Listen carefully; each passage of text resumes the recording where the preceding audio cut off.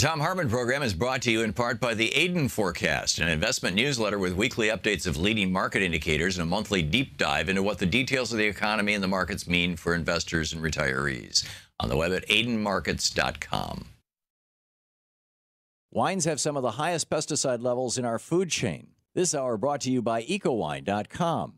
Pesticide-free wines, organic wines, imported from France by the Organic Wine Company, ecowine.com. Hartmann Program is brought to you in part by Super Beets. Super Beets are sourced from non-GMO beets, and they're packed with dietary nitrates, helping to produce nitric oxide for more energy, stamina, and support for healthy blood pressure levels naturally. For more information, call 800-223-8242 or visit tomsbeets.com.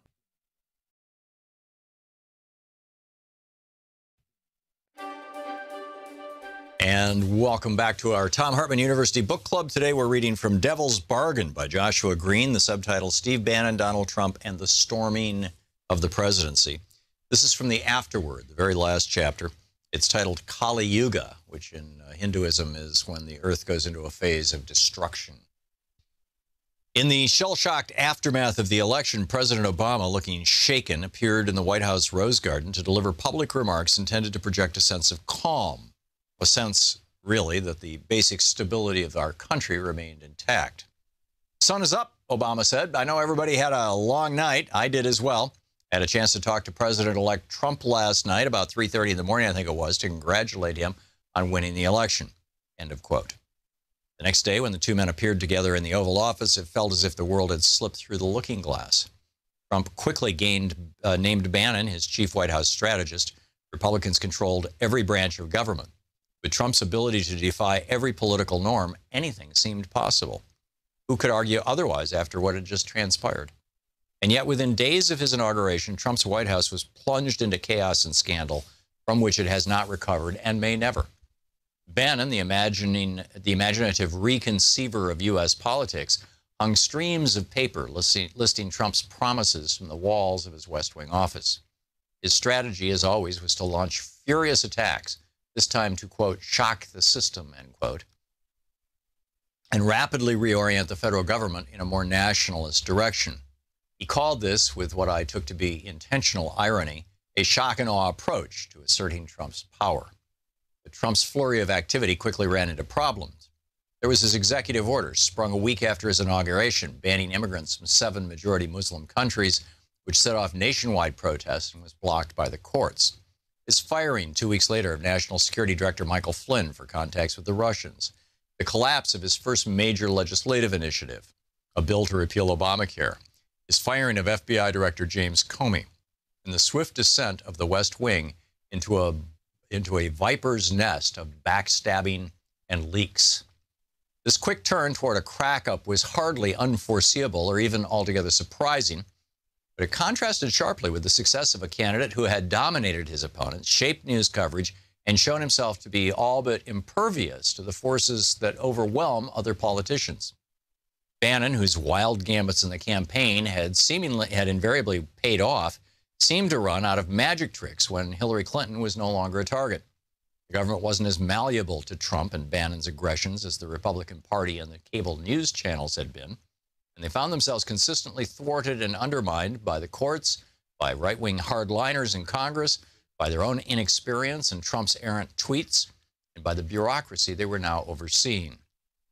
The crises these failures precipitated in the White House cost Bannon much of his influence and soon threatened Trump's presidency.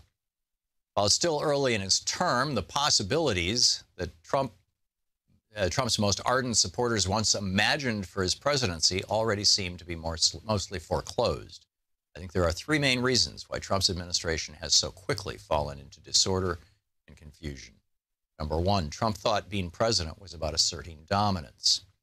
Just after he'd locked up the GOP nominations, Trump said something to me that crystallized his view of politics and explains, to my mind, much of his subsequent difficulties. Quote, I deal with people that are very extraordinarily talented people, he told me. I deal with Steve Wynn. I deal with Carl Icahn. I deal with killers that blow these politicians away. It's not even the same category. This, he meant politics, This is a category that's like 19 levels lower. You understand what I'm saying? Brilliant killers. Trump was equating politics with business and the presidency with the job of being a big shot CEO, a killer. He filled the upper ranks of his administration with people of a similar mindset. Gary Cohn, Wilbur Ross, Steve Bannon, aggressive, domineering men accustomed to getting their way by dint of their position. None had government experience, nor did many others in the West Wing. So none anticipated the problems this approach to governing would cause. Trump's self-conception as the all-powerful apprentice boss blinded him to a fundamental truth of the modern presidency, that the president needs Congress more than the Congress needs the president. Trump's domineering instinct served him poorly, since most members of Congress are secure in their jobs and accountable mainly to their own constituents. And it backfired disastrously when Trump fired Comey after he refused to submit to a pledge of loyalty to his boss.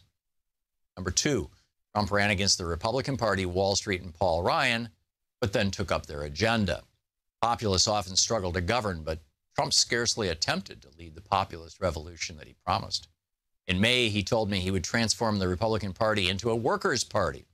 But while he kept voicing populist shibboleths, the legislative agenda he took up was the standard conservative fare pushed by Paul Ryan. During the GOP primary, Trump has shrewdly sensed its weak point, Ryan's desire to finance tax cuts for the rich by cutting programs like Social Security and Medicaid, harmed the party's white blue-collar base. Trump told me he'd made this point to Ryan directly. He said, quote, "There's no way a Republican is going to beat a Democrat when the Republican is saying we're going to cut your Social Security, and the Democrat is saying we're going to keep it and give you more." The book is Devil's Bargain by Joshua Green, Steve Bannon, Donald Trump, and the Storm of the Presidency.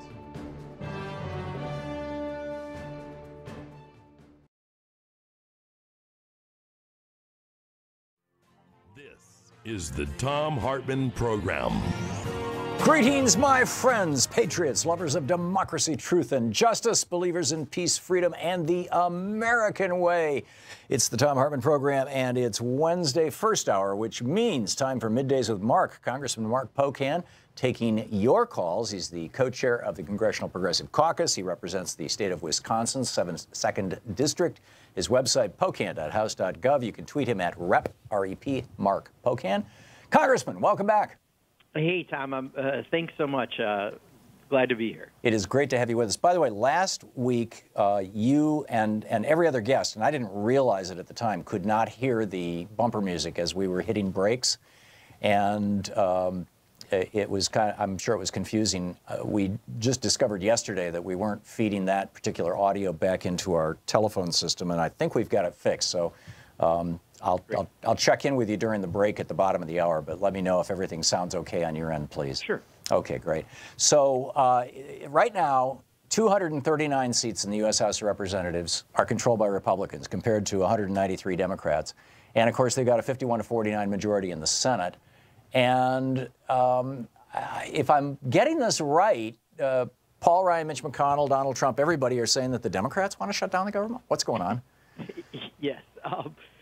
This is just a continuation of this bizarro year we're having in Washington. Who would have thought a reality show star, fake billionaire, perhaps, Donald Trump would get elected president, and then, the Republican Congress completely being complicit with every action, racist and other, that this president's done. And now, they're all on this message, this lie that they're blaming the Democrats if there's a government shutdown, when last I looked, they're in charge of the House, the Senate, the White House. Now, to be fair, there are some votes in the Senate because of how some rules happen. It's not like they can just slam dunk do everything without reserve, but they can't even get the votes they need in the House of Representatives because of the Tea Party and some of the military hawks and all the other factions they have. So instead of blaming themselves, they're trying to blame Democrats. And quite honestly, I don't think anyone that's not a hardcore partisan believes anything about what they're saying. It's pretty remarkable. What are the things that are at the top of your list that you're looking at? Yeah, three things. One, we just talked about the continuing resolution. What we're hearing, but it's not cemented yet, is that they're going to punt again, maybe till February 16th, because they still can't get Republicans to do their jobs, the 101 of their jobs, which is to get funding for government. So, while they're busy blaming us, they also can't get anything done on this. So there looks like there'll be a short-term punt, but it's not guaranteed yet. But that's what we're hearing some rumblings on. Second, I think after we talked on Wednesday we talked on Thursday, the president made his now infamous S-hole or S-house comments about other countries and a continent. I think what really upsets me most, the president's a racist, right? We know this based on multiple actions that he's done.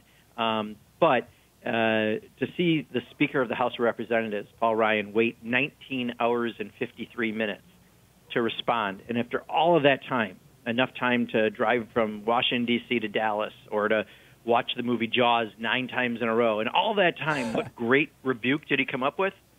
It's unfortunate about what happened.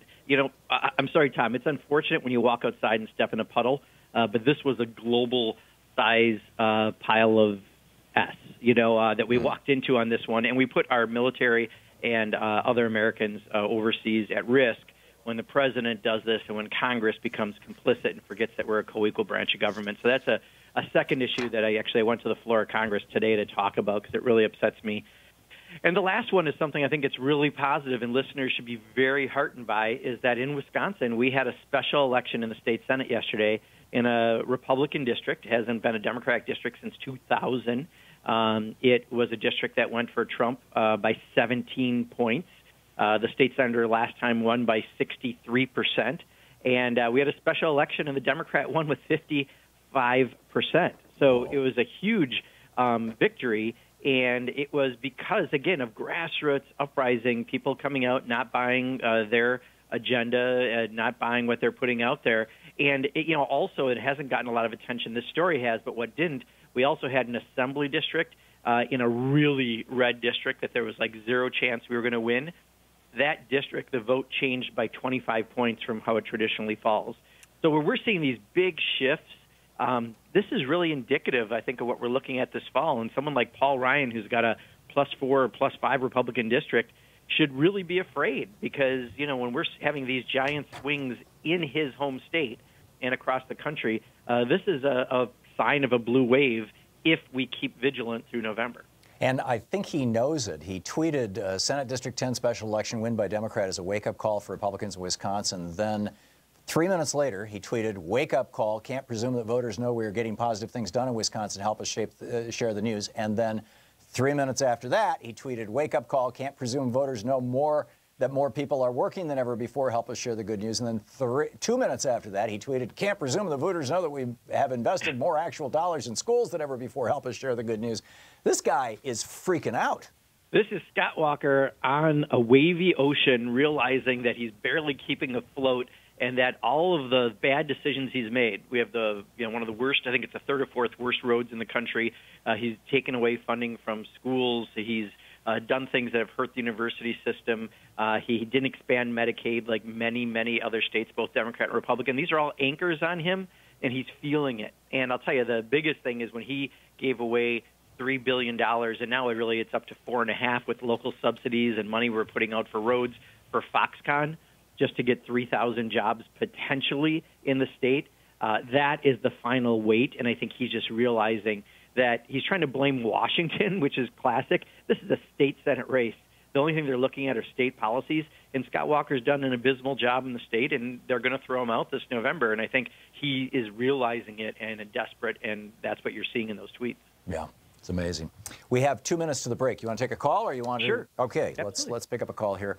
Russell in Hickory Hills, Illinois. You are on the air with Congressman Pocan. Yes, Mr. Pocan, I wanted to thank you on that victory in Wisconsin, but I read this morning on the Morning Joe, they want to give you 5 years of chips.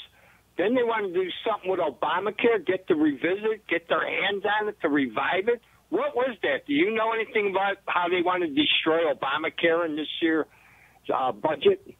Well, we've heard that they're going to try to do chip funding for 5 or 6 years, that they're going to delay the medical device tax potentially. I mean, so far everything we're hearing is kind of hearsay. We haven't seen anything concrete, and that they're going to do something to, again, delay implementation or to affect and hurt the Affordable Care Act, because that's how they get their farthest out their caucus, the Tea Party caucus, to vote for funding, period, because they don't even believe in the basics of government. So just so they can punt for a month, they've got to do all this damage rather than sit down and actually negotiate with Democrats so that you're funding government. So that's what we know. But again, nothing is hard and fast. It's not a guarantee yet. This is just rumors from what we're hearing out of discussions from last night. Well, and they're also, I mean, they're not talking about DACA. They're talking about the CHIP program, the Children's Health Insurance Program. So basically, they're playing off kids against kids. I mean, these people have no soul. Yeah, and you know, especially on DACA. I mean, Tom, we've had this conversation with your listeners many times. I mean, this is a problem created by the president. And my attitude and many in the House of Representatives has been we're not voting for any continuing resolution until DACA is fixed, whether it be in a continuing resolution or separately, but before it's going to get our votes, because he broke it, he's got to fix it. And there's no reason we should, just because he broke it, take that as some kind of negotiating tool. It's just wrong. Yeah, amen. And you can hear the music now, right? Yeah, I can. Okay, cool. We're working. Congressman Mark Pocan is with us taking your calls here on the Thom Hartmann Program. We'll be back with more of your calls for Congressman Pocan right after this. You can check out his website at pocan.house.gov, and you can tweet him at Rep, R-E-P, Mark, M-A-R-K, Pocan, P-O-C-A-N. We'll be right back. This is the Thom Hartmann Program. It's Middays with Mark. Congressman Pocan taking your calls at 202-808-9925.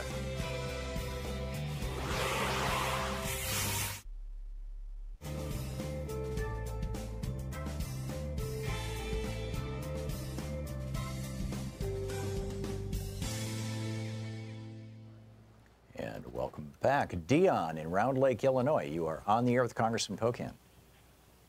Yes, Congressman Pocan, how's your week going so far? Very good, Devon. Thank you. Yeah, I saw that Tom was talking about will the military disobey an order from President Trump. What happens if we have a similar situation to like that in Zimbabwe where the president is too far gone from reality and hopefully the military doesn't have to step in and put him under house arrest?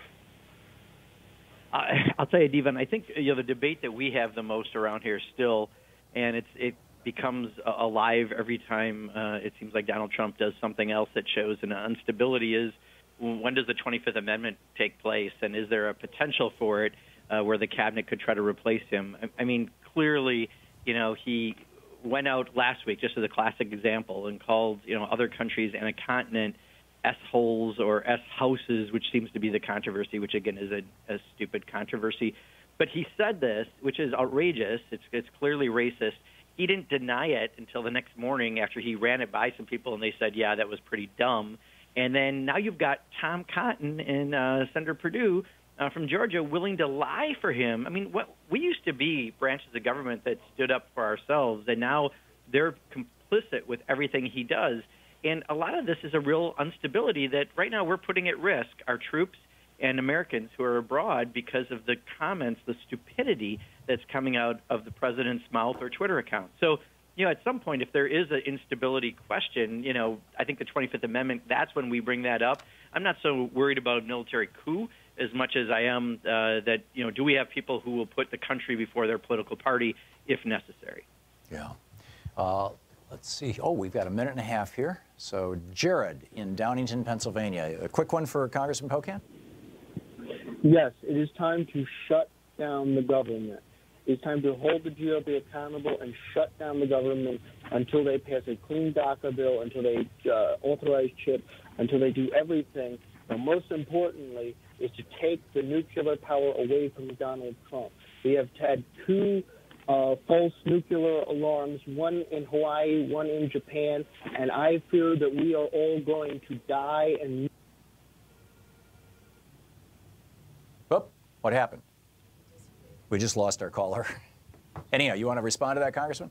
Yeah, I think to Jared's, at least the first part of his comments, I agree. A lot of us are saying, why would we trade DACA when it wasn't a problem until Donald Trump made it one? And we are holding out, many of us, to do this. But I think what could wind up happening at some point is, they're going to keep doing this a month at a time, and maybe they'll get through the cycle. Maybe they'll start governing responsibly and trying to negotiate with us. But if they can't even pass things with their own members, that's just how screwed up Washington, the Republican leadership in Washington is right now.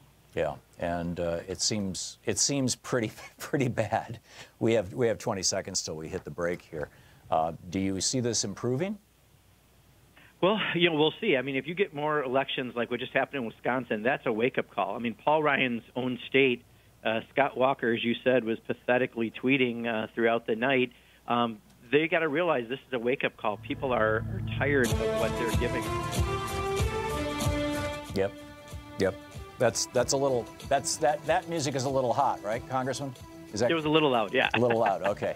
Thank you. We're still. I mean, we rebuilt our studio here in Portland, and we've been, finding the mice and the wires kind of thing. No worries. Okay, we'll be right back. Congressman Mark Pocan is with us. Stick around.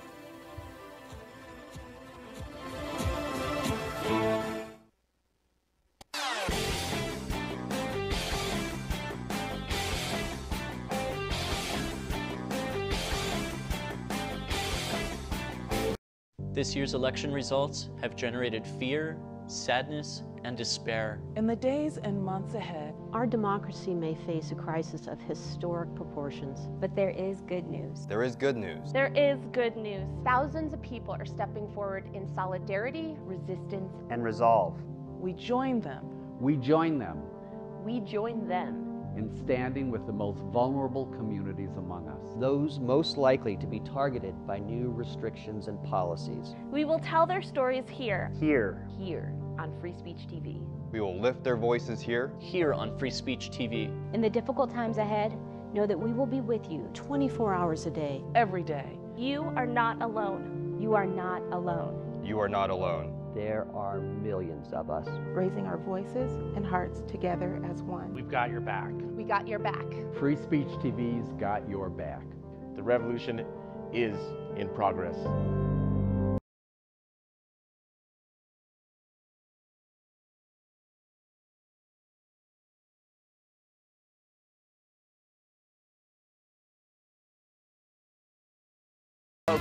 On the line with us taking your calls for the hour. It's our Middays with Mark segment.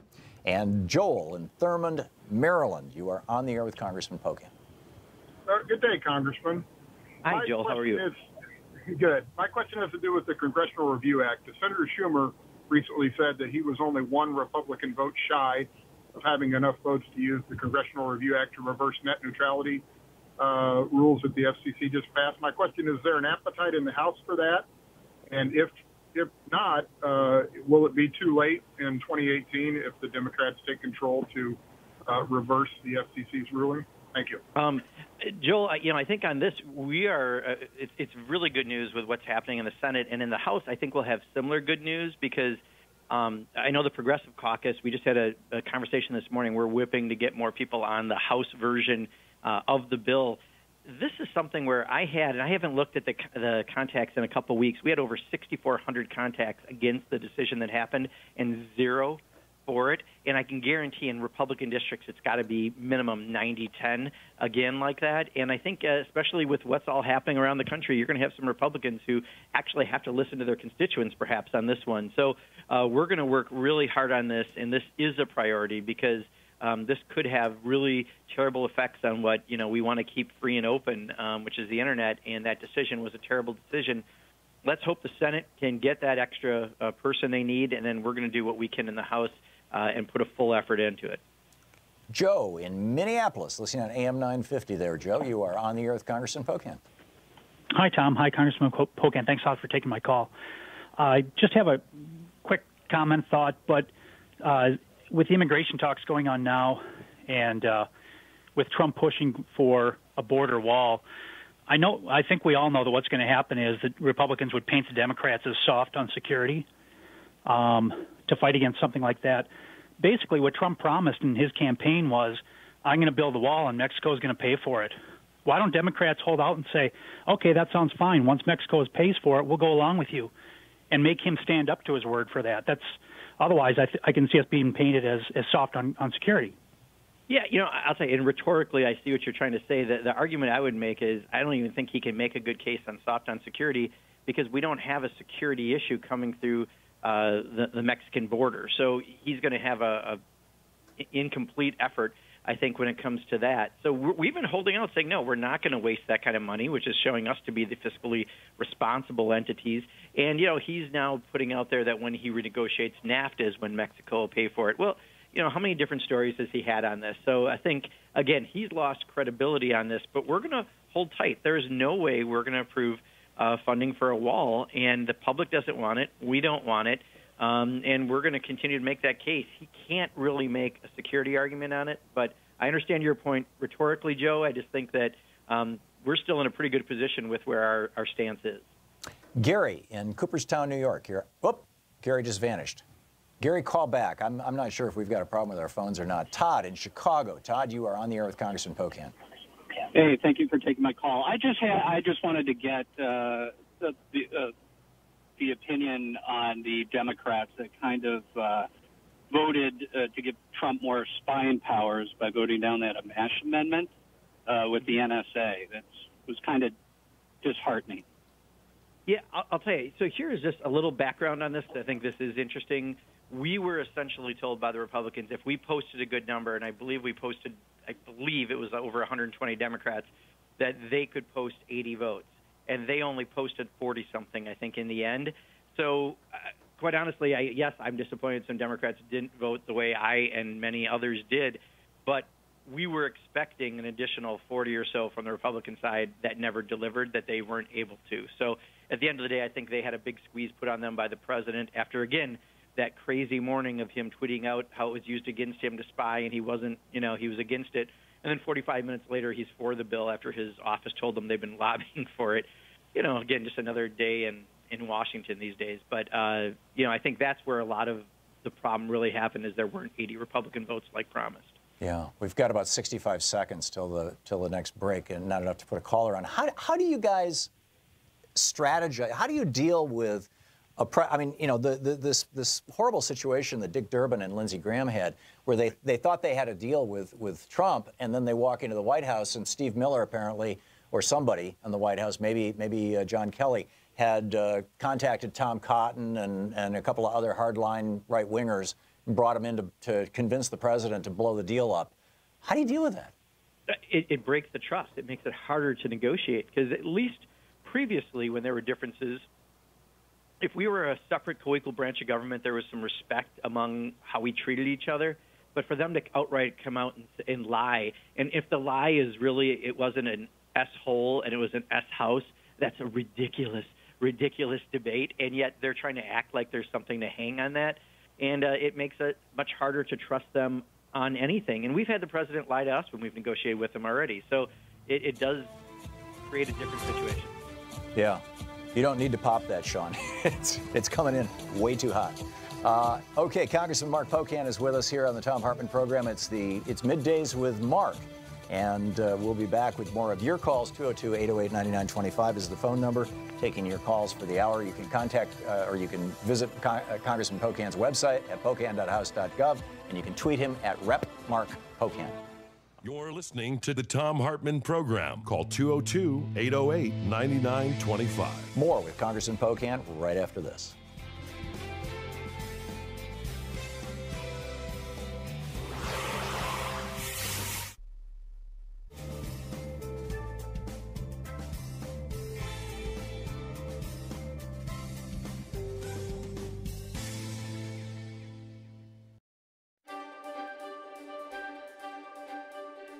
Today on the Thom Hartmann University Book Club, we're reading from Barbara Honegger's book, October Surprise.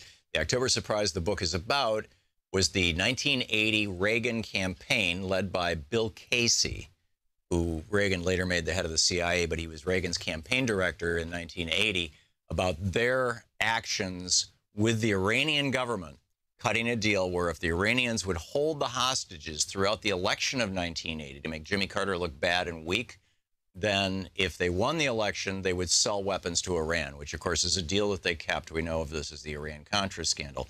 So I'm reading from the very last chapter. It's the epilogue, and it's titled A Kinder, Gentler Nation. President Reagan signed intelligence authorizations in 1984 and 1985, which were considered licenses to kill, according to top government officials. As we have seen, Oliver North and Amiram Nir's U.S.-Israeli covert operations were authorized by a still secret accord, never revealed to congressional intelligence committees as required by law, which may have also authorized political assassinations in the name of counterterrorism. We have seen that Vice President George Bush, this is the elder, met with Amiram Nir in Israel in late 1986, when he could have signed the accord with Israeli Prime Minister Shimon Peres, for whom Nir worked.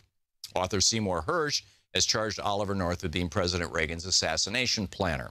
We've reviewed reports that North boasted that anyone who leaked or threatened to reveal the administration's secret Iran initiative would be killed, and that some of the North Secord Hakim team were reportedly involved in political assassinations under the umbrella of counterterrorism.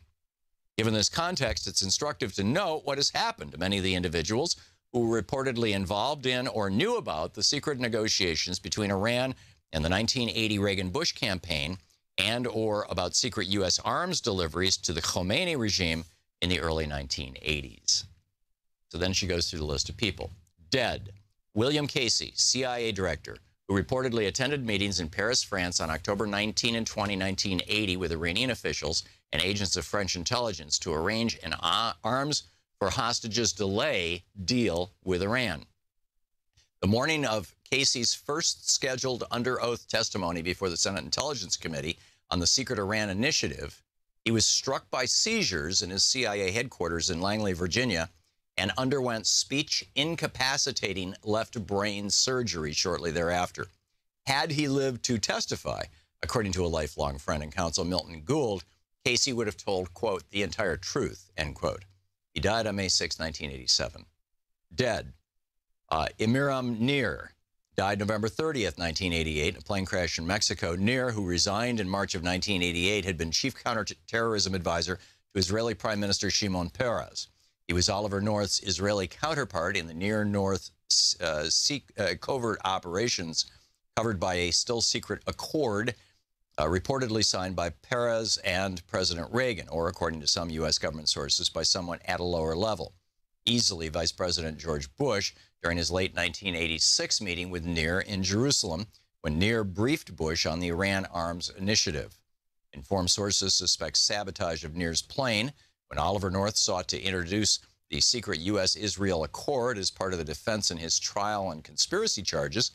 The Reagan-Bush administration refused to produce the document, and the conspiracy charge was dropped. Nir died 2 months before the start of Oliver North's trial. The truth of the final entry in Michael Ledine's book, Perilous Statecraft, may have something to do with his timely death. Quote, insofar as anyone may have had something dramatically new to add to our knowledge of Iran-Contra, it is likely to be Amiram Nir. Dead: Cyrus Hashemi died in London on July 21st, 1986, 2 days after being diagnosed as having a rare, virulent form of fast-acting cancer. Died 2 days after his diagnosis. According to Iranian-American arms dealer Hoshag Lavi, with whom he worked on a major Iran arms-related sting operation in the 1985 and early 86, Hashemi was assassinated by U.S. government agents. According to self-proclaimed CIA pilot Richard Brennicky, Hashemi had been a participant in the October 20, 1980 Paris meeting with 1980 Reagan-Bush campaign manager Bill Casey, Iran arms dealer Hoshag Lavi, Iranian officials, and agents of French intelligence to work out the original arms for hostage delay deal with Iran. Before his death, Hashemi was reported to have said that his 1981-82 U.S. arms sales to Iran had been necessary to obtain the release of the 52 U.S. hostages, released moments after Reagan's inauguration in 1981, and had been approved by the CIA, which Casey headed. Hashemi was also the instigator of the arms for hostages proposal, which resulted in the August 1985 TOW missile shipment to Iran. Dead: the Ayatollah Mohammad Beheshti, who reportedly sent a personal representative, according to one source, Jalal al-Din Farsi, to the pre-election Paris meeting of October 19, 1980, with 1980 Reagan-Bush campaign manager Bill Casey, and according to some reports, also with George Herbert Walker Bush. Beheshti died in a bomb explosion at Islamic Republican Party headquarters in Iran on June 28, 1981. Dead: William Buckley, CIA station chief in Beirut. And it continues. It's October Surprise by Barbara Honegger.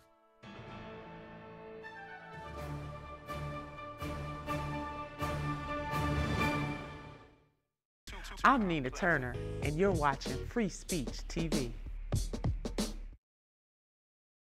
You want.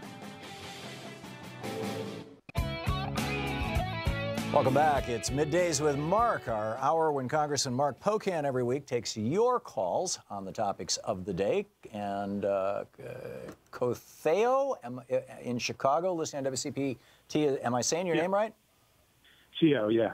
Okay, you're on the air with Congressman Pocan. Okay, great. I just have a question. Tulsi Gabbard has introduced a bill in the House called the Off Fossil Fuel Act. I understand that some progressive groups have asked you to support it, and you've declined. I wondered why you don't support it and what it would take you to get your support for it. Yeah, I'll tell you, I haven't declined. We haven't looked at it. Every week we get a memo of bills that usually if folks in our district ask us to take a look at, we look at. There's about 5,000 bills introduced every year.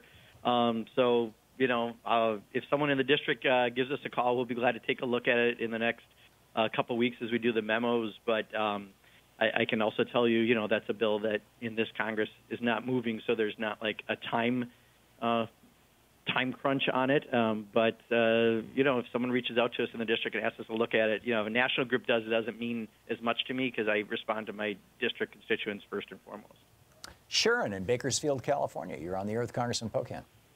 Oh, hi. Good morning, Congressman. This is Sharon from Bakersfield, California. And I've been listening, and my question is, you said DACA wasn't a problem until Donald Trump. I thought DACA was just supposed to be a quick fix for the status of these children way back when, and President Bush or President Obama wasn't able to help them. And my understanding is Donald Trump is trying to help them become legal. No. Unfortunately, he may try to make it sound like that. You know, ideally, we would have a comprehensive immigration policy that actually had a pathway to citizenship, something that Donald Trump doesn't really support unless you're from Norway or to be fair, other Nordic countries.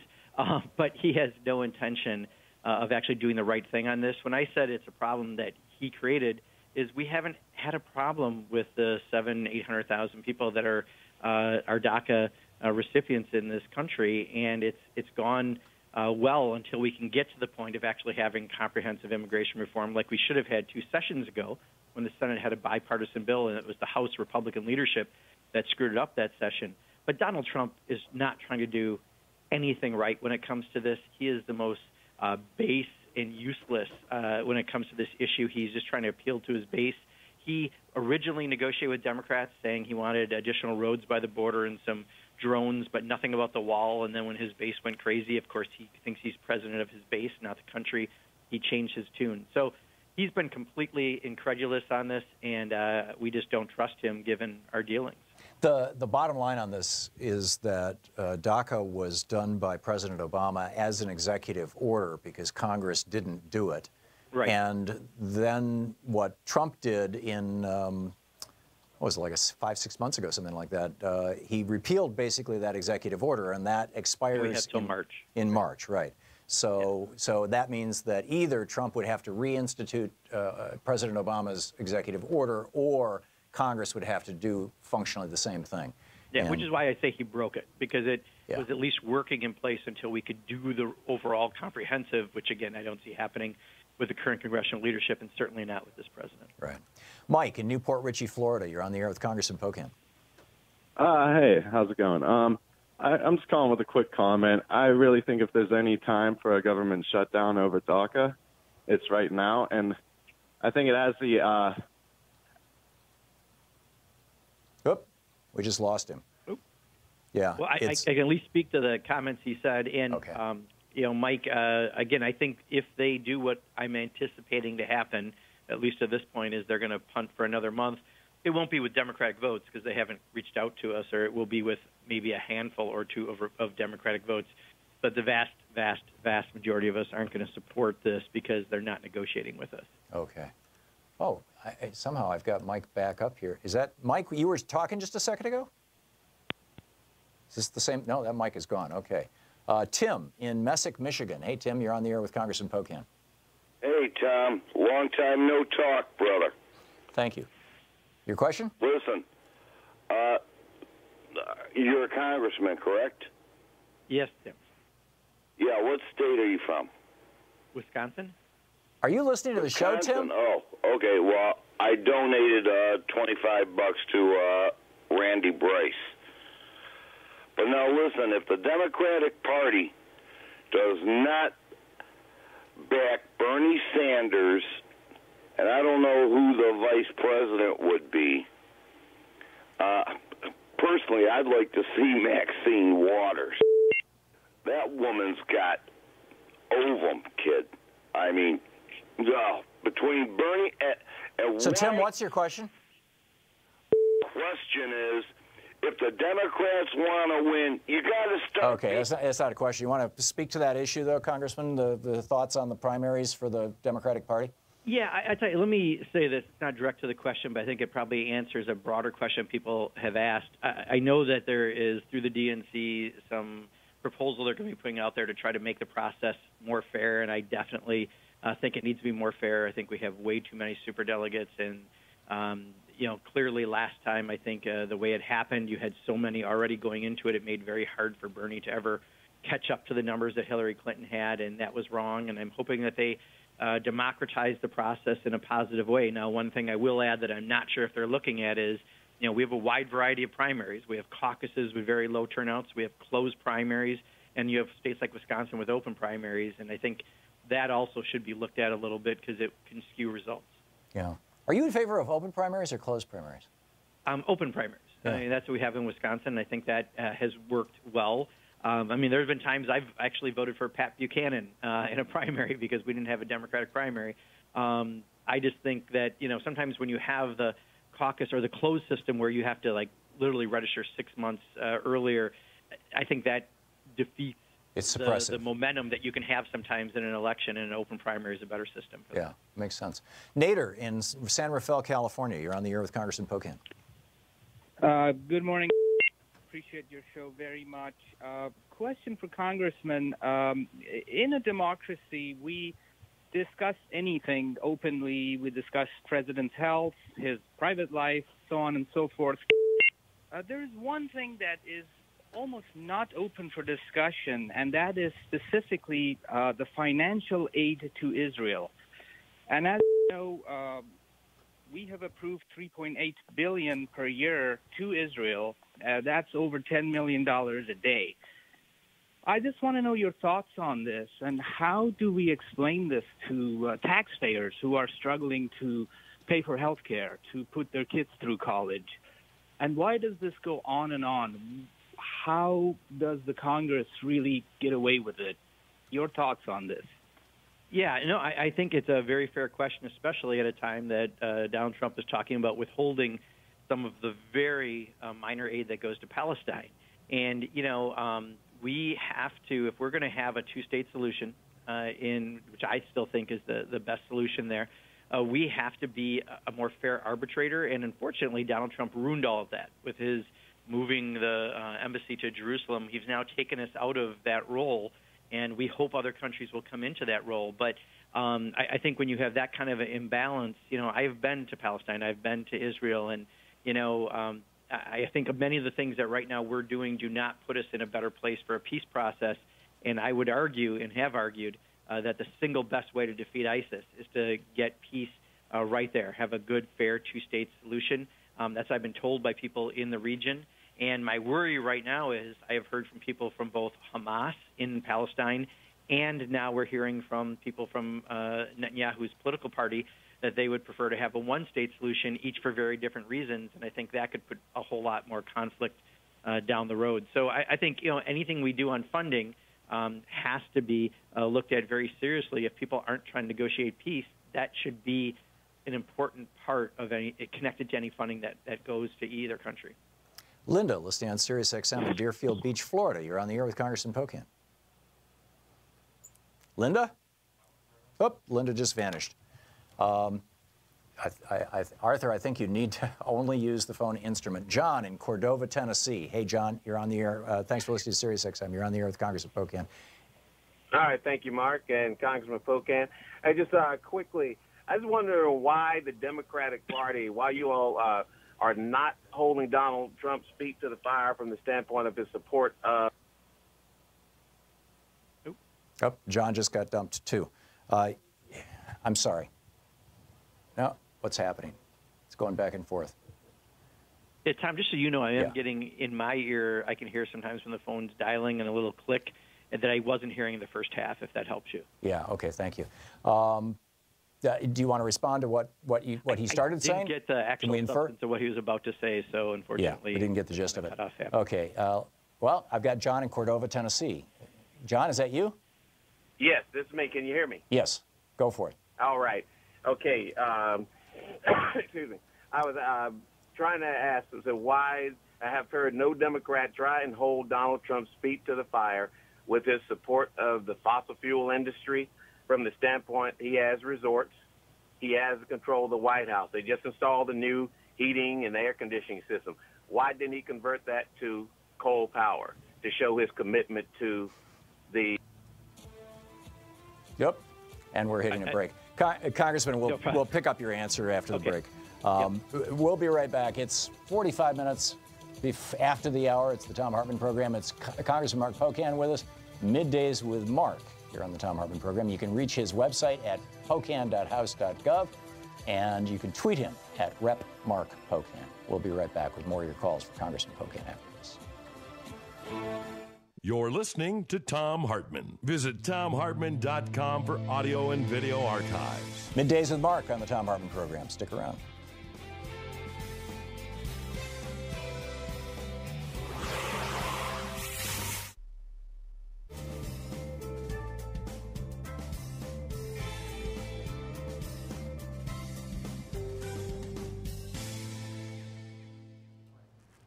And welcome back. Linda in Denver, Colorado. You're on the air with Congressman Pocan. Congressman, I'm glad to see that you're healthy again. Thank you. Oh, Linda just vanished. Oh. I don't know what happened. Arthur, don't do anything. Joel in Chicago. You're on the air with Congressman Pocan. Hi, Congressman Pocan. I think you do a great job.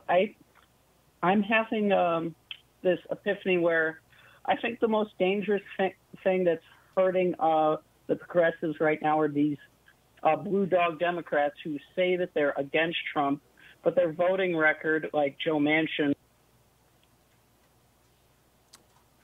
Joel got grayed out, Arthur.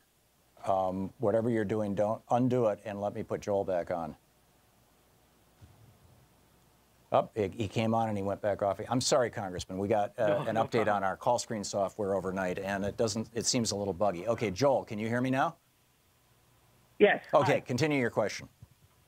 Okay, so I think the thing that's hurting progressives are the Democrats who say that they're against Trump, but their voting record is 100% with Donald Trump, like Joe Manchin and Dianne Feinstein, who have voted with him more than 80% of the time. What can we do to really make these Democrats go for more progressive issues? Yeah, well, I think the best thing we can do is try to show them by example. What just happened in Wisconsin, in an area, state Senate district that was won by Donald Trump by 17 points, went 55% for a Democrat, and it wasn't a Democrat running as a conservative. It was a Democrat running as a Democrat. Or pointing out to people like Rick Nolan in northern Minnesota, who's a progressive in a district that was won by Donald Trump. And yet, because he's honest and conscientious with his constituents, they reelect him. He doesn't have to change who he is. He just has to be who he is, and he gets elected. So I think we just have to show people they can have the courage to be themselves without having to change it in order to try to think they're making themselves more electable, when I would argue they probably hurt their cause more than not.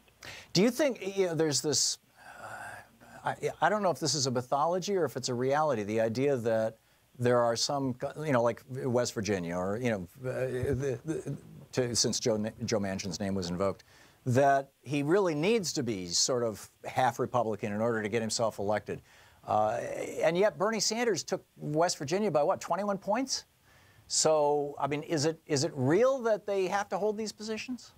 And see, that's why I argue, if you're authentic, I mean, Rick Nolan, I think, is a classic example. Northern Minnesota, Donald Trump did really well in his area, but so did Rick Nolan. And Rick Nolan's politics are very, very different than Donald Trump's. But he's a very genuine person. He'll fight hard for what he fights for.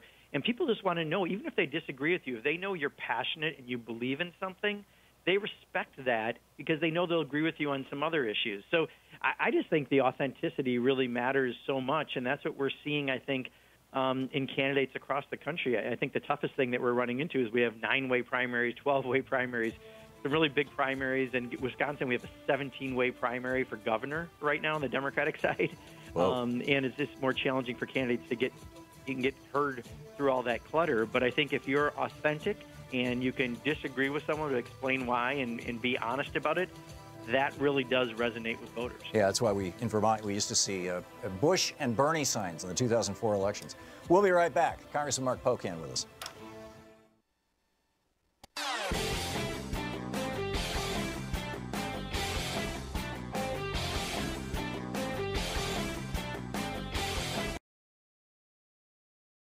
This year's election results have generated fear, sadness, and despair. In the days and months ahead, our democracy may face a crisis of historic proportions. But there is good news. There is good news. There is good news. Thousands of people are stepping forward in solidarity, resistance, and resolve.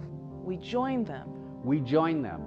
We join them. In standing with the most vulnerable communities among us. Those most likely to be targeted by new restrictions and policies. We will tell their stories here. Here. Here on Free Speech TV. We will lift their voices here. Here on Free Speech TV. In the difficult times ahead, know that we will be with you 24 hours a day. Every day. You are not alone. You are not alone. You are not alone. There are millions of us. Raising our voices and hearts together as one. We've got your back. We got your back. Free Speech TV's got your back. The revolution is in progress.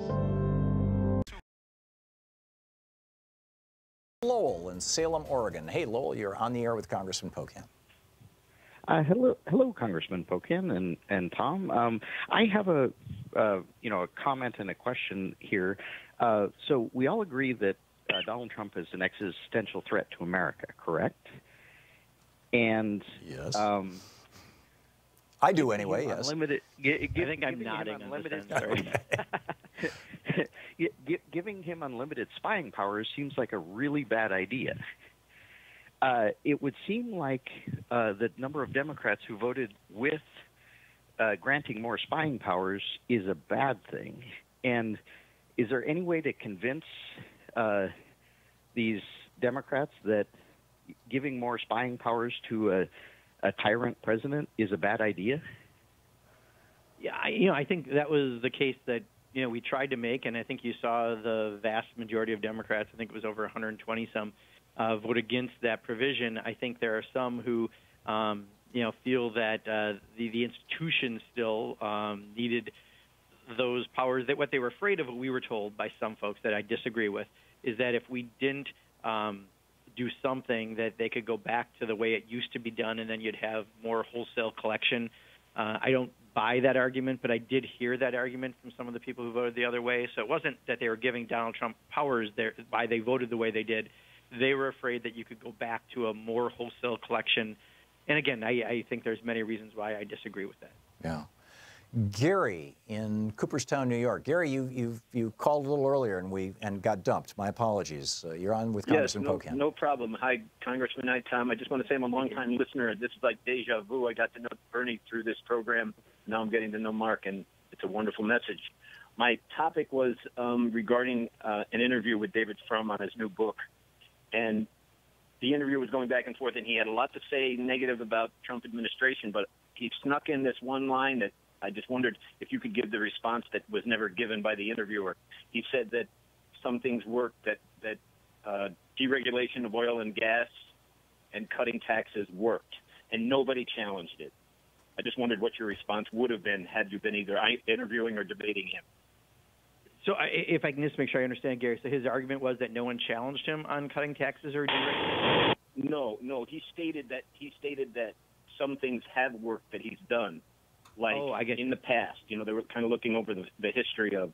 So he's saying the tax cuts worked and deregulation worked. I mean, it's worked. Standard I guess I would disagree with those premises, and I would have asked him, what do you mean by that? Because again, I don't think if you look at the Reagan era and you see what they did, all they did is balloon our deficits, and it took money away from programs that actually benefit people as far as on the tax side, and on deregulating oil and gas. I mean, I think especially now, many of us would love to incentivize research and development far more on wind and solar and biomass and all the other alternatives that are out there for the sake of our planet. So, I think I probably would have challenged him just to give some specific examples of what he was talking about, because perhaps he just, I don't want to say misspoke, but maybe didn't mean what we're assuming he meant by the words he said.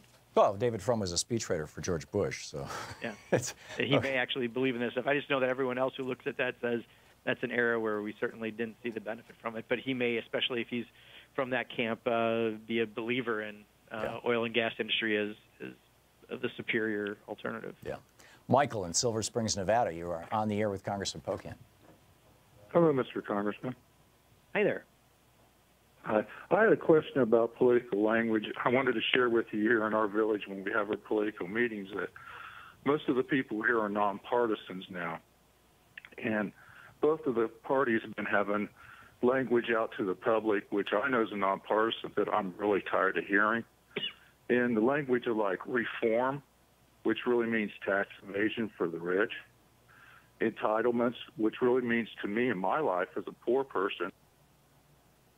Yep, he just got lost. But I think you get the issue. I got the gist there. Wait a minute, Michael is still there. Hang on just a second. With Michael on, especially on entitlements, because I think again it's our dollars. I've got Michael back on here. Oh, there you go, Michael. Yeah. Go ahead.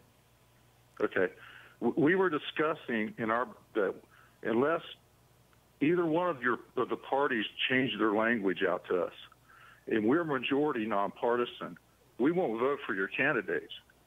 So I'm so sick of hearing reform, which means tax evasion for the rich, entitlements, which means my earned retirement.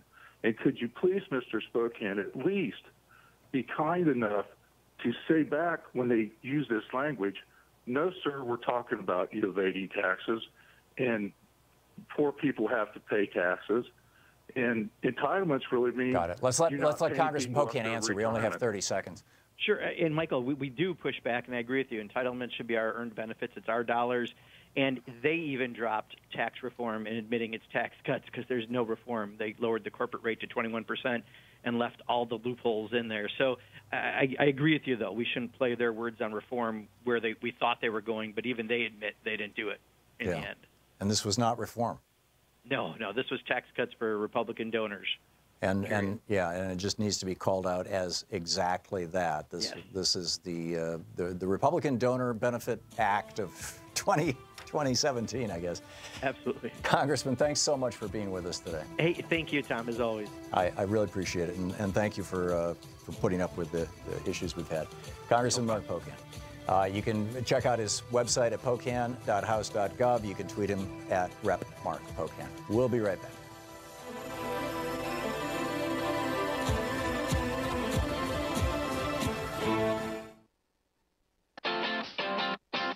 You're listening to Thom Hartmann.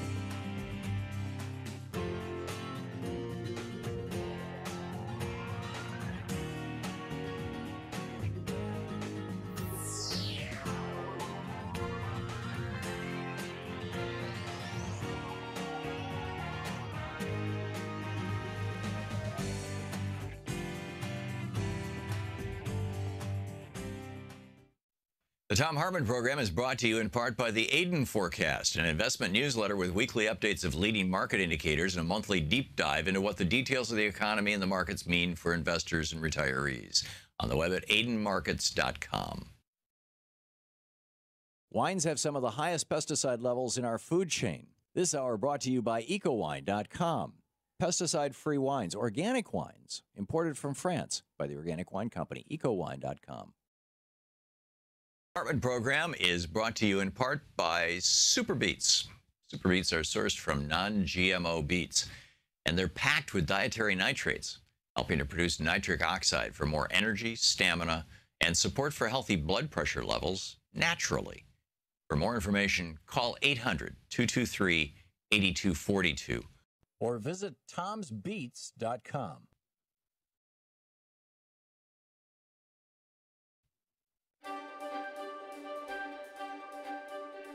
Today on the Thom Hartmann University Book Club, we're reading from Barbara Honegger's book, October Surprise. The October Surprise the book is about was the 1980 Reagan campaign led by Bill Casey, who Reagan later made the head of the CIA, but he was Reagan's campaign director in 1980, about their actions with the Iranian government, cutting a deal where if the Iranians would hold the hostages throughout the election of 1980 to make Jimmy Carter look bad and weak, then if they won the election, they would sell weapons to Iran, which, of course, is a deal that they kept. We know of this as the Iran-Contra scandal. So I'm reading from the very last chapter. It's the epilogue, and it's titled A Kinder, Gentler Nation. President Reagan signed intelligence authorizations in 1984 and 1985, which were considered licenses to kill, according to top government officials. As we have seen, Oliver North and Amiram Nir's U.S.-Israeli covert operations were authorized by a still-secret accord, never revealed to congressional intelligence committees as required by law, which may have also authorized political assassinations in the name of counterterrorism. We have seen that Vice President George Bush, this is the elder, met with Amiram Nir in Israel in late 1986, when he could have signed the accord with Israeli Prime Minister Shimon Peres, for whom Nir worked. Author Seymour Hersh has charged Oliver North with being President Reagan's assassination planner. We've reviewed reports that North boasted that anyone who leaked or threatened to reveal the administration's secret Iran initiative would be killed, and that some of the North Secord Hakim team were reportedly involved in political assassinations under the umbrella of counterterrorism.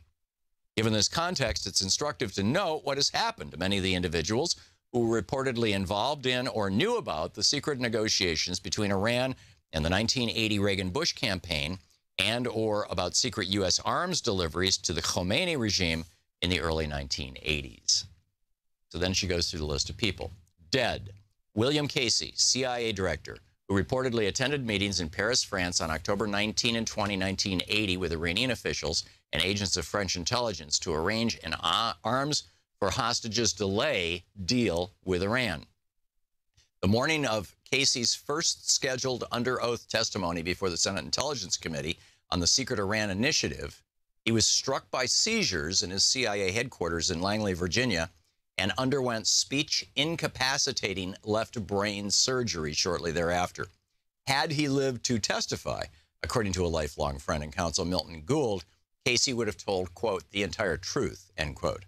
He died on May 6, 1987. Dead: Amiram Nir died November 30th, 1988, in a plane crash in Mexico. Nir, who resigned in March of 1988, had been chief counterterrorism advisor to Israeli Prime Minister Shimon Peres. He was Oliver North's Israeli counterpart in the near-North covert operations covered by a still-secret accord reportedly signed by Peres and President Reagan, or according to some U.S. government sources, by someone at a lower level. Easily Vice President George Bush during his late 1986 meeting with Nir in Jerusalem, when Nir briefed Bush on the Iran arms initiative. Informed sources suspect sabotage of Nir's plane when Oliver North sought to introduce the secret U.S.-Israel accord as part of the defense in his trial on conspiracy charges. The Reagan-Bush administration refused to produce the document, and the conspiracy charge was dropped. Nir died 2 months before the start of Oliver North's trial.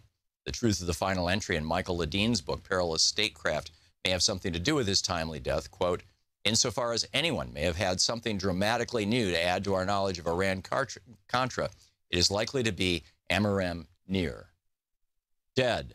Cyrus Hashemi died in London on July 21st, 1986, 2 days after being diagnosed as having a rare, virulent form of fast-acting cancer. Died 2 days after his diagnosis. According to Iranian-American arms dealer Hoshaglavi, with whom he worked on a major Iran arms-related sting operation in the 1985 and early 86, Hashemi was assassinated by U.S. government agents. According to self-proclaimed CIA pilot Richard Brennicke, Hashemi had been a participant in the October 20, 1980 Paris meeting with 1980 Reagan-Bush campaign manager Bill Casey, Iran arms dealer Houshang Lavi, Iranian officials, and agents of French intelligence to work out the original arms for hostage delay deal with Iran. Before his death, Hashemi was reported to have said that his 1981-82 U.S. arms sales to Iran had been necessary to obtain the release of the 52 U.S. hostages, released moments after Reagan's inauguration in 1981, and had been approved by the CIA, which Casey headed. Hashemi was also the instigator of the arms for hostages proposal, which resulted in the August 1985 TOW missile shipment to Iran. Dead, the Ayatollah Mohammad Beheshti, who reportedly sent a personal representative, according to one source, Jalal al-Din Farsi, to the pre-election Paris meeting of October 19, 1980, with 1980 Reagan-Bush campaign manager Bill Casey, and according to some reports, also with George Herbert Walker Bush. Beheshti died in a bomb explosion at Islamic Republican Party headquarters in Iran on June 28, 1981. Dead, William Buckley, CIA station chief in Beirut, and it continues. It's October Surprise by Barbara Honegger.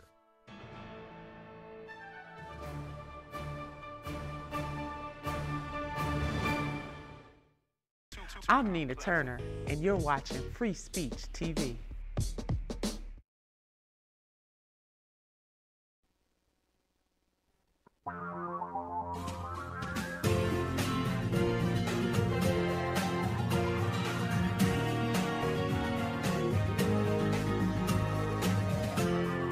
This is the Thom Hartmann Program. Welcome back. Thom Hartmann here with you. I have a really serious question that I think we really, as a country, we need to talk about. And this is serious stuff. David Ferguson wrote a piece for rawstory.com. And the headline is, Trump says privately that a terror attack could save him and the Republican Party from a 2018 election bloodbath. And what he says is, faced with the likelihood of a blue tsunami in the 2018 midterm elections, President Donald Trump is holding out hope that terrorists will attack the country, reported the Washington Post on Wednesday. Quote, this is from the Washington Post. In private conversations, Trump has told advisors that he doesn't think the 2018 election will be as bad as others are predicting. He has referenced the 2002 midterms when George W. Bush and Republicans fared better after the September 11 terrorist attacks, these people said. Matt Iglesias over at Vox.com wrote, this is a frightening line of thought for an incumbent president and his team to be entertaining. If the president and his top staff, Iglesias said, are not so concerned with democracy but purely political power, that's a terrifying proposition. And if Trump, now this is not Iglesias, this is back to the article in Raw Story, if Trump believes that a terror attack will be a help to his political fortunes, asked Vox, how hard is he really working to keep the country safe? And I would take it even a step beyond that. Is he working to provoke a terror attack against the United States? He has certainly been antagonizing people unnecessarily. He's antagonized Kim Jong-un. He's antagonized Muslims. He's antagonized Mexicans. It just goes on and on and on. You'll recall, you know, when 9/11 happened and George W. Bush used this as a political tool, as a political weapon, to become a wartime president, something that he had been wanting to do. You'll recall if you go back in time to 1999, when Mickey Herskowitz, who was a longtime family friend of the Bush family, and he's an author and a ghostwriter for hire, was hired by the Bush family to write George W. Bush's biography. You have to publish a biography before you run for president. So in '99, Bush was planning on running for president. And they hired Mickey Herskowitz, and he recorded dozens, if not, over 100 hours of tape sitting down with George W. Bush. And then he sat down to take these words of George Bush and turn them into a book. And that book became the George W. Bush autobiography that was released when he decided to run for president. And one of the things that Bush had told Herskowitz, and Herskowitz ultimately, by the way, got dumped by the Bush family about halfway through the book project, and they hired another writer because the first draft of the book didn't, I don't know, it didn't suck up enough to Bush or something. But what George W. Bush told Herskowitz, and Cindy Sheehan testified before John Conyers' commission, before Congress, about this, and quoted Herskowitz. What George W. Bush said was words to the effect of, if I become president, I'm not going to make the same mistake my father did. You'll recall the original Gulf War that George Herbert Walker Bush had a year and a half before the election that he ultimately lost in '92. But before that election, he had a little war in Iraq, and he was very proud of the fact that the war only lasted 100 hours. It lasted a few days, kicking Saddam Hussein out of Kuwait. After he had essentially told Saddam Hussein, you can have Kuwait, sure, no problem. And George W. Bush's argument to Herskowitz was that that war didn't last long enough because it wasn't going on when the election hit. And if you're not having a war when the election hits, then you don't have the power, you don't have the popularity, essentially, of being a wartime president. So what George W. Bush said was, if I'm elected president, I'm going to invade Iraq. And he specifically identified Iraq to Herskowitz. He said, if I become president, I'm going to invade Iraq, and I'm going to have a successful war, and thus a successful presidency. And which, of course, is exactly what he did. When after 9/11, prior to 9/11, I mean, we now know that Dick Cheney was actually lobbying for a war with Iraq prior to 9/11, and nobody, there was no good rationale, no excuse for it. But after 9/11, I mean, they were saying weapons of mass destruction and all this stuff, but there was no sense of urgency here in the United States. Oh, yeah, you got a terrorist over there in Iraq, so what? And plus, well, actually, the Scott Ritter stuff, I guess that came after 9/11. So here we had a president in the Bush, with George W. Bush, who was nakedly, openly willing to use an attack against the United States as a political tool, as a political weapon, as a political, as a mouthpiece, essentially. Now, I know that there are some people, there's all kinds of wild conspiracy theories and some, even rational conspiracy theories around 9/11. But very few people are asserting that George W. Bush actually created 9/11.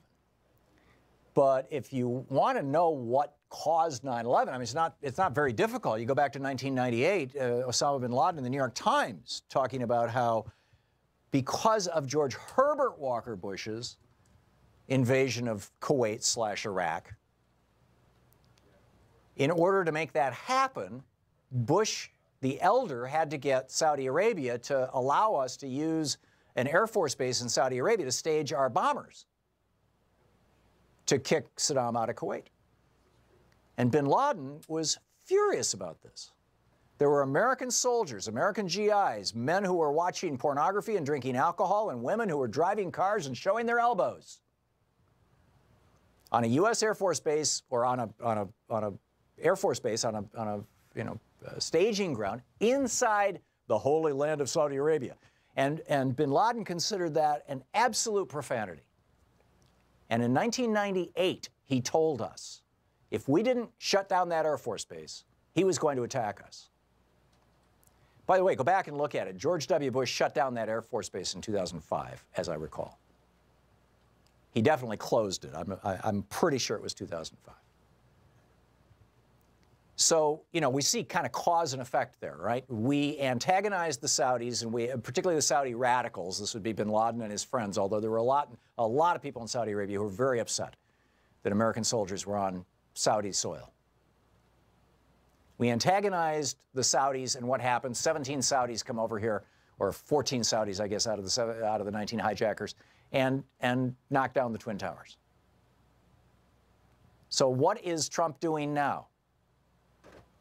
Is he antagonizing other Muslim groups? I mean, you know, he's sucking up to the Saudis now, but, you know, there are other Muslims in the world. Is he trying to provoke an attack? Is this what he thinks is going to help him with the 2018 midterms? I mean, this Washington Post article is in the context of the midterms, the elections that are coming up shortly.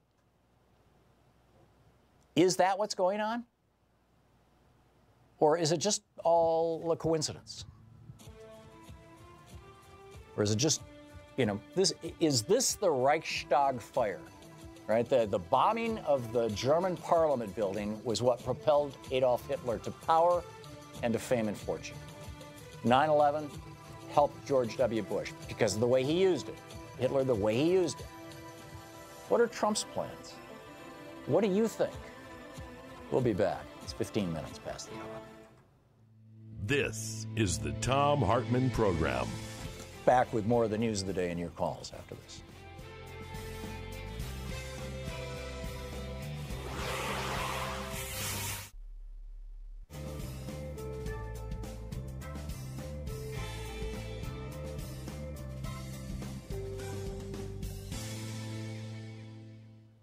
And welcome back.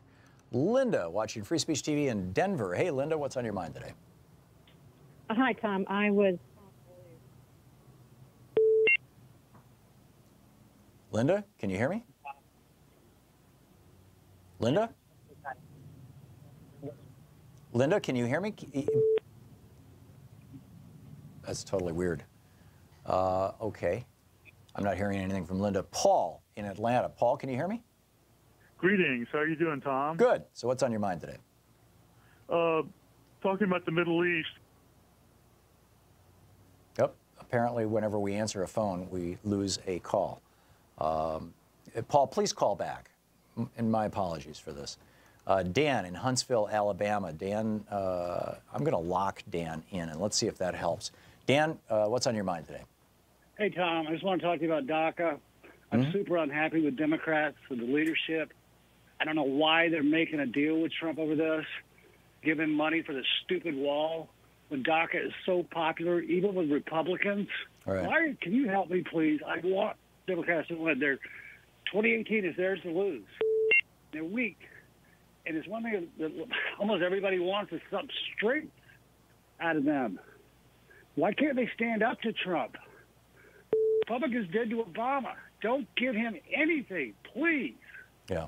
I agree with you, Dan, and I think that this is something that we really need to be discussing. I mean, inside the Democratic Party, everybody's saying, "Yeah, we're part of the resistance." Are you really resisting? I mean, no, they're not. Now here's but the thing with the DACA, this is the politics that I think the Republicans are expecting that they're going to play out. Is that the extent to which they can characterize the DACA recipients as, quote, illegal immigrants, they're going to really start pounding on this, is the extent to which the Republican base is going to freak out, in my opinion. And I think that the Republican base can be manipulated around this issue. And Arthur, I think that when I lock a caller on, that it solves the problem. So you can go ahead and answer calls and just try to keep it to less than 20 seconds every time you screen a call. I'm still here. Yeah, you're still here because I've got you. Yeah, I've got you locked down. You were just talking about Trump with, you know, Republicans, they're the kings of projecting. guess what? They would do a false flag thing. To them, that's reasonable. And I don't believe Bush did it, like you're saying. It's not likely he really, but he let it happen. And for Trump and them, I really believe they would totally do it. And like with his tweets, how are we going to know what to believe now? The FBI, the CIA, Trump's tweets. When something happens, how are we to believe any of it? Yeah, it's a really good question. Up for this. It's a really good question, and it's a real struggle. But Dan, you're in Alabama. What kind of you know, what's the general zeitgeist, the feeling, the thoughts of people in Alabama around the issue of DACA? What are you hearing from people? Tom, at this point, I don't socialize with people that are real conservative. I can't handle it. I tried. I lived here for 20-something years. I'm not from here originally, but I tried, but I can't do it. I got it. Dan, I got a boogie. I don't know. Thank you for the call. We'll be right back.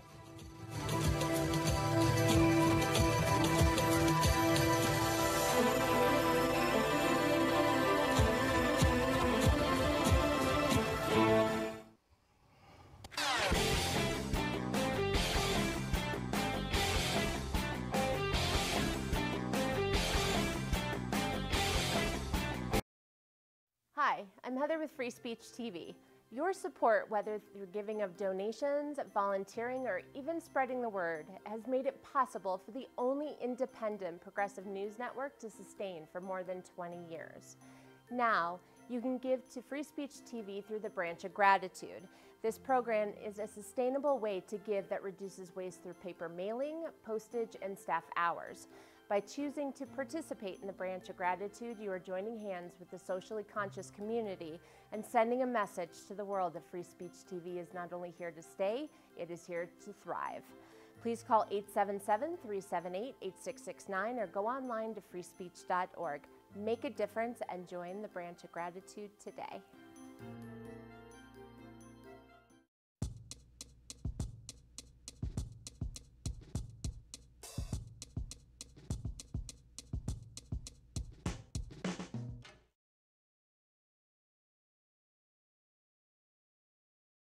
Welcome back. My goodness, what a day. Okay, David in, whoops. Can you hear me? Yeah, I do. I just lost you. I'm trying to lock these calls. There we go. Bertha, David, please call right back. Bertha in Garden City, Michigan. Hey, Bertha, what's on your mind today? God, you know how they do background checks for guns, teaching, child care. I think we need background checks for anybody who wants to be in office. So who does the background check and what's the criteria? What do you mean? FBI does background checks for anybody who wants to run for president, for starters. I think we really need this. Yeah, are you sure, though, that you want to live in a country where somebody who wants to run for political office has to submit to the government, to a government inspection, essentially? I mean, that's what you see happening in some other countries, you know, in Turkey, apparently in Russia, the big opposition candidate just got locked out from the elections because he was unacceptable. I mean, that doesn't seem America to me, Bertha. Yeah, but considering what we're facing now, I think that should have been the criteria, especially for him. Yeah. He had no political experience. When it comes down to that, there should be a background check. Okay. All right, Bertha, thank you for the call. Scott in Missoula, Montana. Hey, Scott, what's on your mind today? Hey, Tom. To address your question about what Trump may have in terms of like a Reichstag fire, I don't think it's so much what Trump's got in mind. I think the people pulling the strings are actually the oil industry and have been all along. And they actually use our defense industry as a subsidy to further their goals. If you look back through history, every war we've been in has benefited the oil industry. And I think that whether Trump's in there or Pence is in there, the same things are going to happen. We're going to be in constant war, and it's never going to end as long as the oil industry is in charge. Yeah. I can't disagree with that, just, you know, at the surface level, but I think that there's a lot more depth to the problem that we're facing than simply saying it's all the fault of the oil industry. You've got the military-industrial complex that is, you know, pushing weapons like crazy. You've got the State Department now that has become the salesperson in chief for the military-industrial complex, and this has been going on for some considerable period of time, Scott. And you know, all of these, and you've got politicians who are taking money from, in some cases, even PACs associated with other countries. You know, or being influenced by them, being heavily lobbied by them. You know, the one everybody knows about is AIPAC, of course, from Israel, but there's a whole bunch of others as well. You've got, I mean, we had Michael Flynn, you know, taking $500,000 from Turkey while he was the national security advisor to the President of the United States. I mean, it's just, there are so many layers of this stuff that I think to say that it's all the fault of the oil industry is overly simplistic.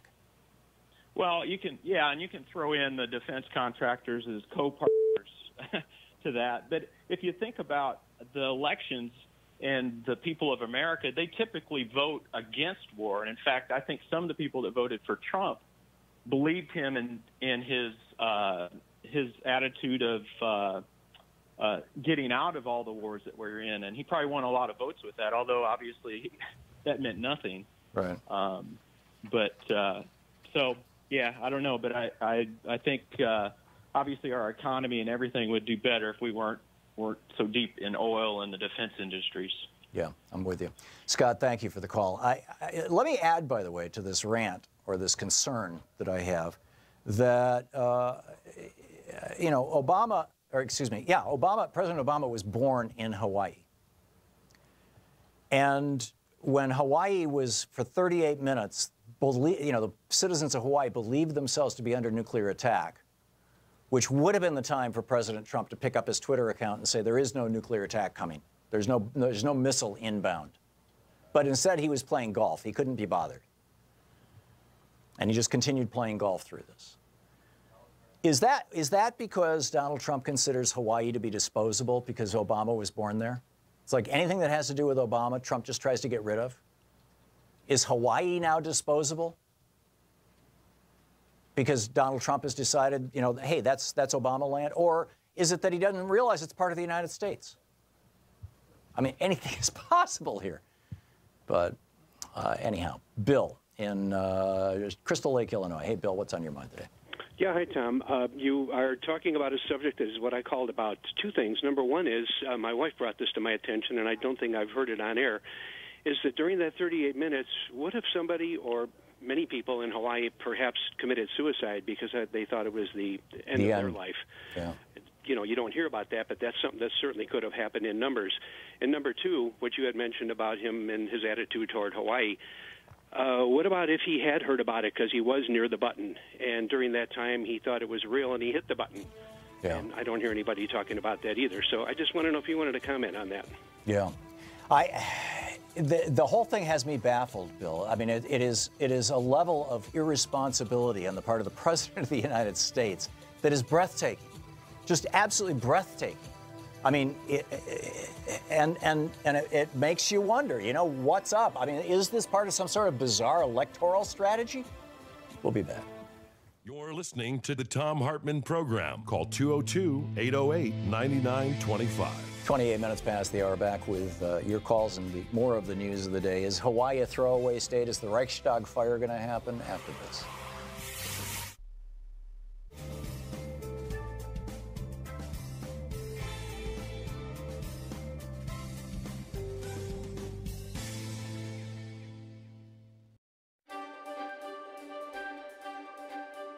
It's the Thom Hartmann University Book Club. Today we're reading from Medea Benjamin's new book, Kingdom of the Unjust, Behind the U.S.-Saudi Connection. And this is from the introduction.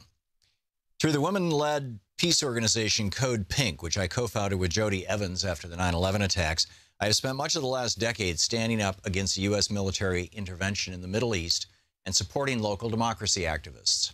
I traveled many times to the region, listening to human rights activists, marching with them in the streets, dodging tear gas and bullets, and getting beaten up and deported by government thugs. I have seen firsthand the deadly effects of U.S. foreign policies. The 2003 U.S. invasion of Iraq destroyed the lives of millions, including many of my dear friends, and unleashed the sectarian hatred that later gave birth to the Islamic State. I recall a conversation with my Iraqi colleague Yanar Mohammed, daughter of a Shiite father and a Sunni mother, and founder of the Organization of Women's Freedom in Iraq. When I asked her what was the most notable legacy of the U.S. invasion of her country, she gave the chilling response: we, Sunnis and Shia, learned to hate each other. In another part of the Middle East, U.S. military support for Israel has wreaked havoc on the lives of Palestinians and aroused the ire of people throughout the region. Continuous U.S. military interventions, from drone warfare in Yemen to overthrowing Muammar Gaddafi in Libya to funneling an endless stream of weapons into the region, have unleashed new levels of violence. But the United States is not the only nation whose massive footprint has been trampling on the lives of people in the Middle East. The other nation is Saudi Arabia, an oppressive monarchy that denies human rights to its own people and exports extremism around the world. It also happens to be the closest U.S. ally in the Arab world. During the 1980s and 1990s, I met intolerant and violent young men in Pakistan and Afghanistan who were trained to hate Westerners in Saudi schools. In 2001, I saw my own nation convulsed by an attack on September 11th that was perpetrated mostly by Saudis. Not hard to connect the dots behind the spread of the Saudi intolerant ideology of Wahhabism, the creation of al-Qaeda and the Islamic State, and the attacks in New York, Paris, Brussels, and San Bernardino. You can also connect the dots between Saudi Arabia and the failure of some of the historic uprisings associated with the Arab Spring, since the Saudi monarchy did not want calls for democracy to threaten its own grip on power. I was in Bahrain after Saudi tanks crushed the inspiring grassroots encampment in Pearl Square, where tens of thousands had gathered day after day to demand democracy. I will never forget the excitement of being in Tahrir Square during the Egyptian Revolution, then watching aghast as a military coup backed by the Saudis put some 40,000 activists behind bars. In Yemen, the Saudis took a direct military role in that nation's internal conflict with a ruthless bombing campaign. When I travel overseas, people often ask me why Saudi Arabia, a country that is so repressive internally and overseas, is such a close ally to the United States. Iranian friends want to know why the U.S. government is so outspoken about human rights violations in Iran, but silent about the worst abuses in the Saudi kingdom. Yemenis want to ask why my government supplies weapons to the very nation, Saudi Arabia, that bombed their schools and hospitals. Saudi women ask why the United States, which professes great democratic values, props up a regime that treats women as second-class citizens. The easy answer is oil, weapon sales, and other business interests. Oil has formed the basis for U.S.-Saudi ties. The kingdom has become the largest purchaser of American weapons in the world, and hundreds of billions of Saudi petrodollars help shore up the U.S. economy. But there's another reason, perhaps more critical than any of the others. The American people have not demanded an end to this dysfunctional, toxic relationship. Why? In part, because the American people know so little about it. Even Americans who consider them parts of a peace movement know virtually nothing about the kingdom. The Saudi press is muzzled, foreign journalists are strictly monitored, and only tourists visiting for religious purposes are allowed into the country. Add to that a Saudi lobby that lines the pockets of U.S. think tanks, such as the Middle East Institute, Ivy League universities, such as Harvard and Yale, and influential institutions from the Clinton Foundation to the Carter Center. This checkbook diplomacy helps put a happy face on the abusive monarchy and silences its critics. So we have a lot to uncover. This book is meant to be a primer, giving readers a basic understanding of how the kingdom holds on to power internally and tries to influence the outside world. It looks at the founding of the Saudi state, the treatment of dissidents, religious minorities, women, and migrant workers, the spread of Wahhabism, the kingdom's relationship with the West, and its role in the region, and what the future might hold. As we delve into the inner workings of this dystopian regime, don't mistake criticism of Saudi Arabia for Islamophobia. This book is not a critique of Islam, but a critique of three intertwining factors that have shaped the Saudi nation: the extremist interpretation of Sunni Islam known as Wahhabism, the appropriation of the Saudi state by one family, and Western support for this dynasty. Criticizing Saudi Arabia should not be equated with support for Saudi's nemesis, Iran. The Iranian government is guilty of some of the same abuses as the Saudis. Book Kingdom of the Unjust.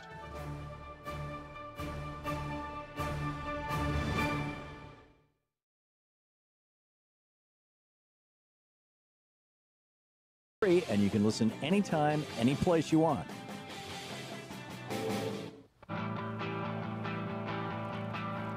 And welcome back to the Thom Hartmann Program. Where, Hawaii, like Puerto Rico, is a majority-minority state. It's not majority white, I'm pretty sure. And even if it is majority white, it's only marginally, but I'm pretty sure it's not. And although probably, maybe one or two of the islands are, but in any case, is that influencing Donald Trump? Huffington Post, Dominique Mossbergen, the headline, Pentagon reportedly weighing use of nukes in response to, quote, large cyber attacks. A draft of the Defense Department's new nuclear strategy says the U.S. could respond to certain non-nuclear attacks with nuclear weapons. Well, who has been doing cyber attacks against the United States? North Korea. We know this. I mean, there's a long history of North Korea, doing being accused anyway of all kinds of things. I mean, or am I just like completely in weird conspiracy territory here? I hear myself saying these things and I think, is that possible? I mean, have we gotten to the point where the President of the United States, on the record, or perhaps the Washington Post comments were off the record, they were quoting his friends. The President of the United States, actually not even perhaps, that's definitely the case. Here's the exact quote. In private conversations, Trump has told advisors that he doesn't think the 2018 election has to be as bad as others are predicting. He has referenced the 2002 midterms when George W. Bush and Republicans fared better after the 9/11 terrorist attacks, these people said. So according to the solid reporting done by the Washington Post, and by the way, the movie The Post is really worth seeing, but according to solid reporting done by the Washington Post, Donald Trump is telling his advisors, his colleagues, his friends inside the White House, don't worry, we're going to do fine, just like George W. Bush did in 2002, right after the 9/11 attacks. What is this all about? Kyle in Enid, Oklahoma. Hey, Kyle, what's on your mind today? Thanks for taking my call, Tom. Sure. I had wanted to bring this up earlier, and I had called one show, and I don't know if I called yours about it or not. Real quick, 17 years in the commodity business as a commodity broker, and I watched Rex Tillerson during that time, and this was back in the 80s and 90s. I watched Rex Tillerson literally with ExxonMobil. They would go in and start wars and start conflicts and jack the price of oil. You could just almost count on it. He did it several times when I was working as a commodity broker. And look through the sequence of events that has happened here with the hiring of Rex Tillerson. You never hear anything about him. Hillary Clinton, as Secretary of State, was all over the world, in the news constantly, as were a lot of the Secretary of States. Rex Tillerson, we never hear a thing about him. He's out doing his thing, as I would say. And if you've watched in 2010, when we had oil was a lot of production, and we knew we were going to continue to produce it. All we had to do at that time was mix the oil and gas with nuclear and renewables, and we had a chance to be self-sustaining with our energy. That's what everybody said. So then what do? They start exporting oil for the first time in decades. Right. And now we actually changed the law to allow. We're in Saudi Arabia trying to stir up conflicts. We're doing everything that Rex Tillerson knows how to do. We have the cooperation of a president. We have the cooperation, obviously, of the Russian president on this. And just think about this $20 move we've had since Trump has come into office. And think about Rex Tillerson's stock value and ExxonMobil. Think of the billions of dollars that could have been made with a simple statement to the president when he came in to interview, get long oil, I'll take care of you. And now think of the hundreds of billions of dollars to the oil industry that this $20 move has made, which allows them to hedge oil as many as 4, 5, 6 years out. They're out hedging oil now at a price they never dreamed possible. You stir enough trouble in the wrong places and close the Strait of Hormuz, you got oil going to 80, 90 bucks, and it should be at 45, 50 bucks at most. Right. You want to know what Trump's doing? Trump is a classic example. You've been self-employed, Tom, probably most of your life and never had to deal with anybody like this. But there are bosses out there that deal in chaos. They're out just like a magician. They're out swirling that right hand, and you're over watching the right hand, and he's overdoing things with the left. And that's exactly what's going on here. This oil is just one example. I would give anything to look at accounts that have been opened in, unknown names, just like the people that gave to the election or the inauguration. Look who's opening these accounts. And Tom, you mentioned a fella came on your show one time, and I would love to get his name again. He was a past administration. He was in the administration of George Bush, and he left early, but he came on, you interviewed him, and he said he was looking for conspiracy theories and to call him. He started a website or something, and I'd forgot who that was. Yeah, I don't recall that specifically. It's been a while. It's been a year or so. Yeah. But just think about all the sequence of events that have happened that when you've got the president, the Secretary of State, and who knows who all else involved, because everybody's going to benefit. Yeah. The public has no idea this is possible. It's as easy as child's play for Rex Tillerson to do this. Sure. They can start the conflicts, and they're doing it. They're in Saudi Arabia. They're doing these things. We're all going, why are they doing this? Well, that's why. And it's hundreds of billions. Well, and Saudi Arabia wants the price of oil to go up desperately. I mean, Saudi Arabia is in a crisis right now, and it's one of the reasons why the kingdom had to do this massive reboot is because they've actually been borrowing money for the last half a dozen years, as I recall. So your argument, Kyle, is that Trump is trying to provoke a war to make money for the oil barons. And let us not forget that some of the largest donors to the Republican Party are oil barons, and I'm saying I think he's perfectly willing to have a war, let's say, or even a terrorist attack because he thinks it will help him politically. So I suppose two things can be true at the same time. And they're not mutually exclusive. It's easy to see as anything, and all you have to do is look what oil has done. Yeah. They're doing everything they can to run it up, and $20 when you're talking about the production of Russia, for example, or the production of ExxonMobil, or the production of any of these multinationals, right. $20 move is a significant amount of money. So they've already made billions off this thing. Yeah. And you wait. If they start that conflict that Rex Tillerson, he knows how to do it. He's done it before. He's an expert at it. Lord knows. And he this time he's got the siding of the president of Russia, and he's Secretary of State. If those three can't start a conflict and close the straits, they're trying. I guarantee you, they're setting it up. And that's where Iran is. Yeah, and the last time we closed some straits, it was the Straits of Malacca, and that was in 1941, as I recall. That provoked the Japanese to bomb Pearl Harbor, and because Franklin Roosevelt closed the Straits of Malacca, which was the oil pipeline to Japan, and so it's not like we haven't seen that movie before. Kyle, thanks for the call. A lot to think about here, and a lot to be concerned about, frankly. Richard in San Jose. Hey, Richard, what's on your mind today? Hello, Tom. Thank you for taking my call. Thanks for the work that you do. I agree completely with Kyle. I agree completely with Scott, who called just a little while ago, too. The war, I fear the war is quite imminent.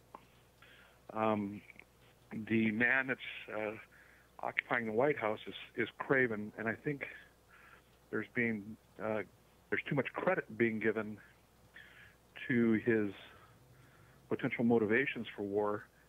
I fear and I feel that the war will begin once Mueller gets too close. When Mueller gets too close, I fear there'll be an action, there'll be a war taken. He'll fire Mueller, and declare a state of emergency. At that point, I'm sorry. And declare a state of emergency, which would prevent essentially Congress from overruling him. Yes, yes. He's that craven, and he's not smart. He doesn't care about the Republicans only in terms of what he can go ahead and get from them. The Kochs, the Adelsons, and all that too. He understands, that's the money flow and all that. But when it comes down to it, as Mueller gets close, I fear that's when the actions can be taken, and we are going to be in for it. Yeah. Well, let's hope that that we're both wrong, Richard. Let's just hope and pray that we're both wrong. But I am very concerned. And I hope and pray. That's exactly right. Yeah. There you go. Thanks a lot for the call, Richard. We'll be back. It's coming up on 15 minutes before the hour. It's the Thom Hartmann Program. We're going to check in with Talk Media News after the break. And in the meantime, we'll continue taking your calls. And there's a number of other topics in the news, too, that I want to get to today. So please stick around. We'll be right back. It's coming up on 15 before the hour. You're listening to Thom Hartmann. Visit ThomHartmann.com for audio and video archives. Is Hawaii a throwaway state because Obama was born there, or because it's a majority-minority state? We'll be back.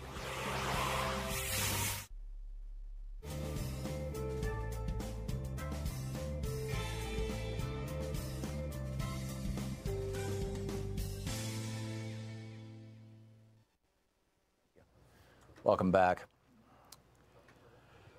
My goodness, what a day. Regina in Chicago, watching us on Free Speech TV. Hey, Regina, what's on your mind today? I'll make sure I got my phone right. Can you hear me? I hear you just fine. Very good.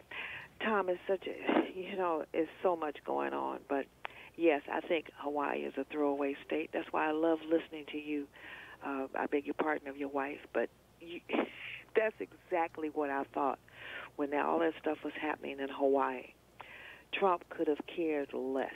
Yeah, Nate was just poking around the internet, and on an NPR site, he found that Hawaii is roughly 75% people of color. Exactly, that too.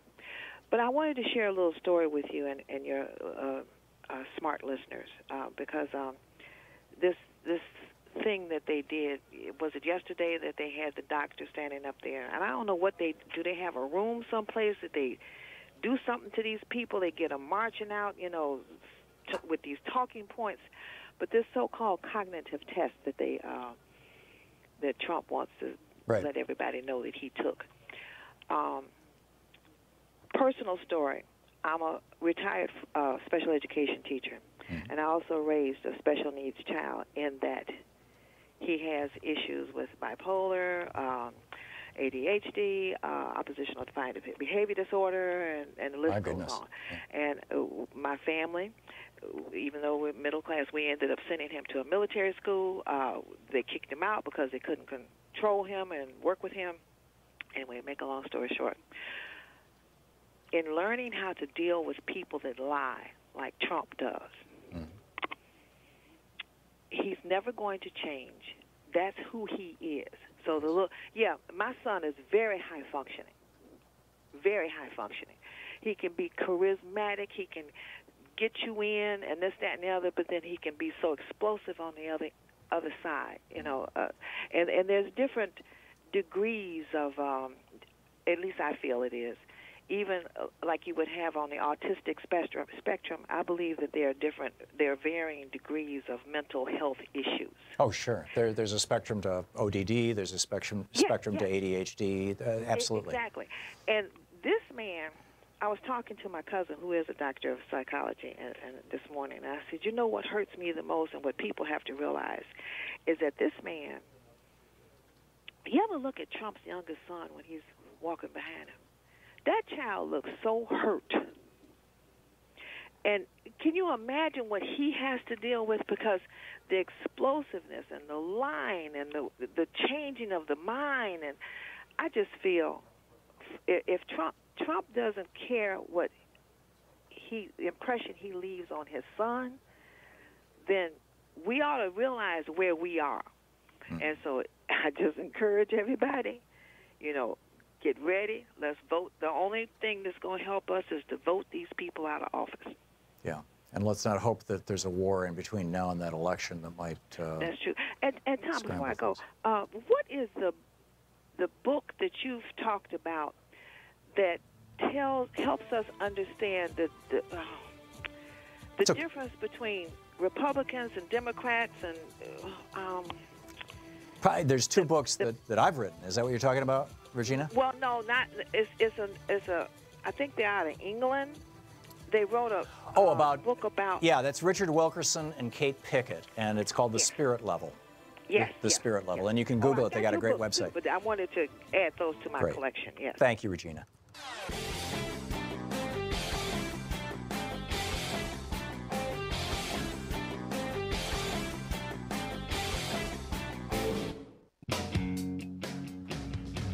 Welcome back. Thom Hartmann here with you. Let's check in with the Talk Media News Service and find out what's going on in the world today. This report brought to you by goatsfortheoldgoat.com and Ellen Ratner's new book, Loving What You Do, available at fine bookstores everywhere. And on the line with us, Ellen Ratner herself. Hey, Ellen. Well, thank you very much. So the Human Rights Campaign Fund just issued a press release.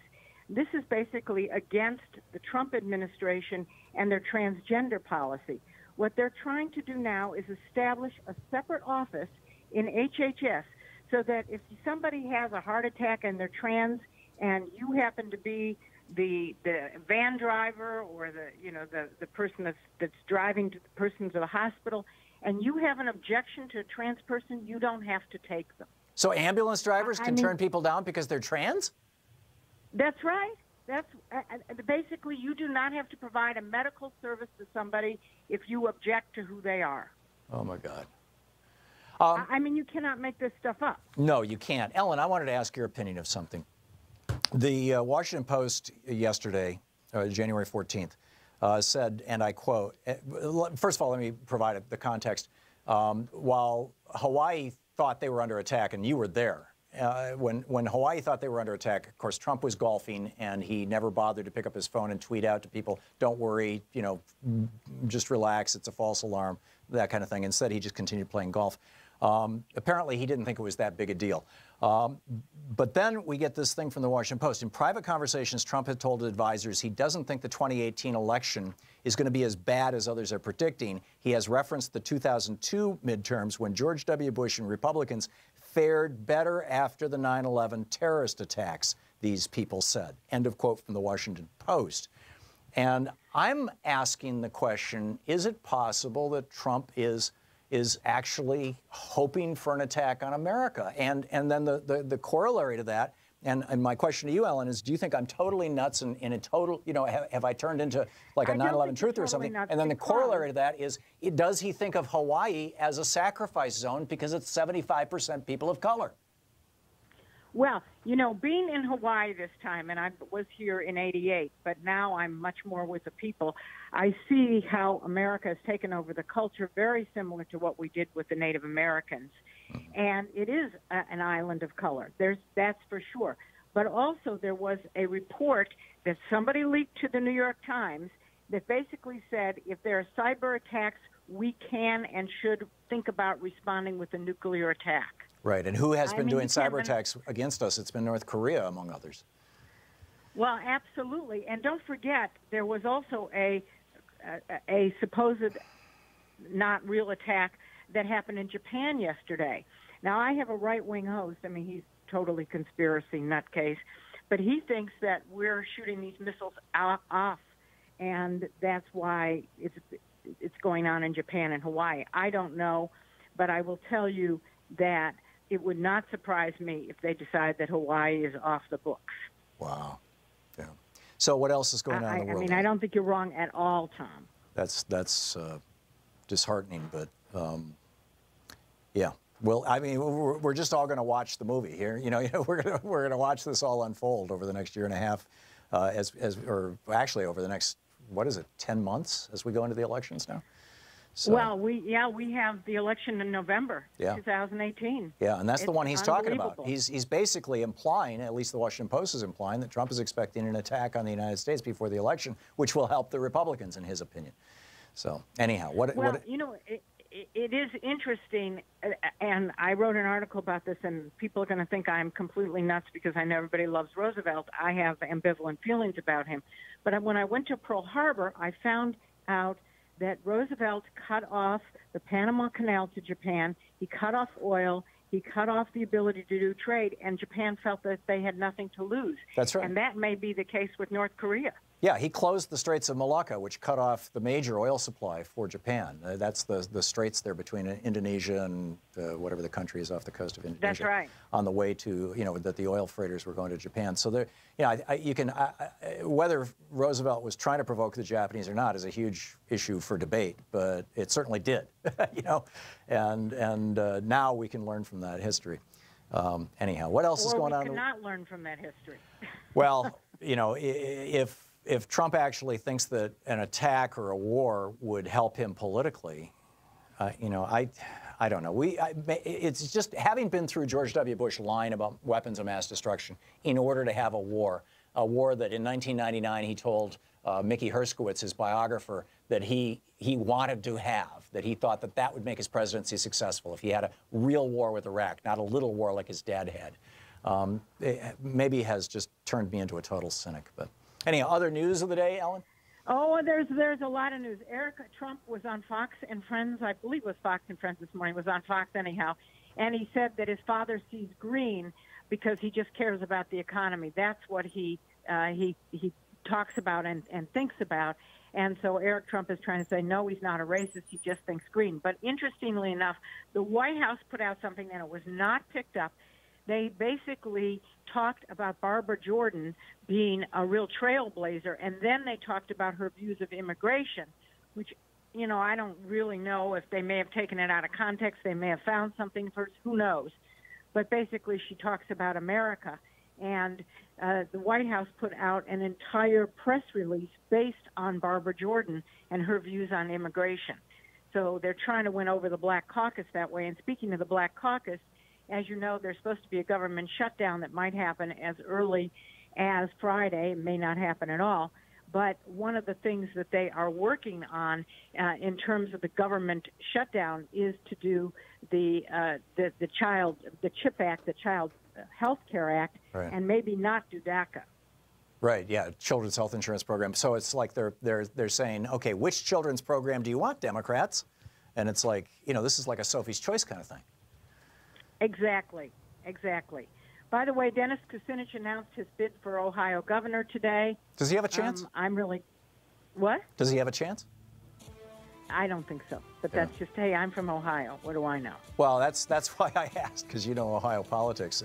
Dennis is a good guy, but whether he can pull it off. He was a good guy. I just don't see him as being governor, and I think Richard Cordray, who is running as a Democrat, has a better chance. Oh, and Cordray was he ran the Consumer Financial Protection Bureau, right? Exactly. Yeah. Okay. Ellen Ratner with Talk Media News. Thank you, Ellen. Thank you. We'll be back. You're listening to Thom Hartmann.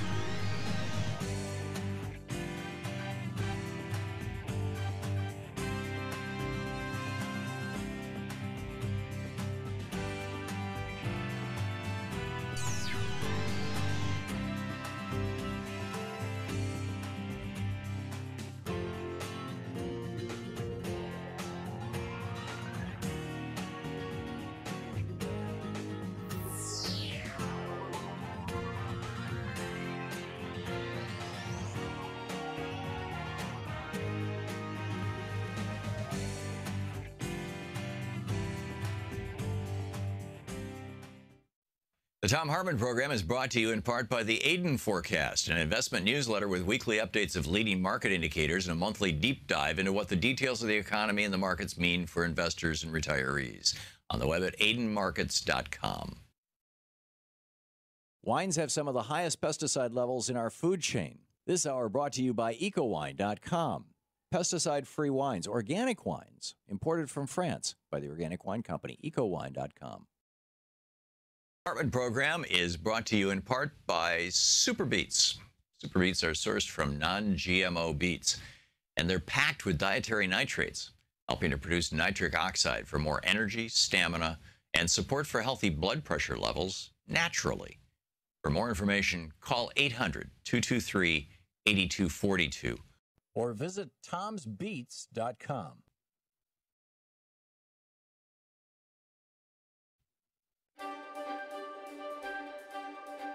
It's the Thom Hartmann University Book Club. Today we're reading from Naomi Klein's brilliant new book, This Changes Everything. This from the introduction.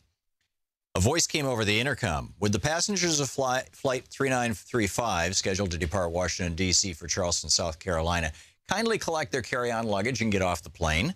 They went down the stairs and gathered on the hot tarmac. Then they saw something unusual. The wheels of the U.S. Airways jet had sunk into the black pavement as if it was wet cement. The wheels were lodged so deep, in fact, that the truck that came to tow the plane away couldn't pry out loose. The airline had hoped that without the added weight of the plane's 35 passengers, the aircraft would be light enough to pull. It wasn't. Someone posted a picture. Why is my flight canceled? Because D.C. is so damn hot that our planes sank 4 inches into the pavement. Eventually, a larger, more powerful vehicle was brought in to tow the plane, and this time it worked. The plane finally took off 3 hours behind schedule.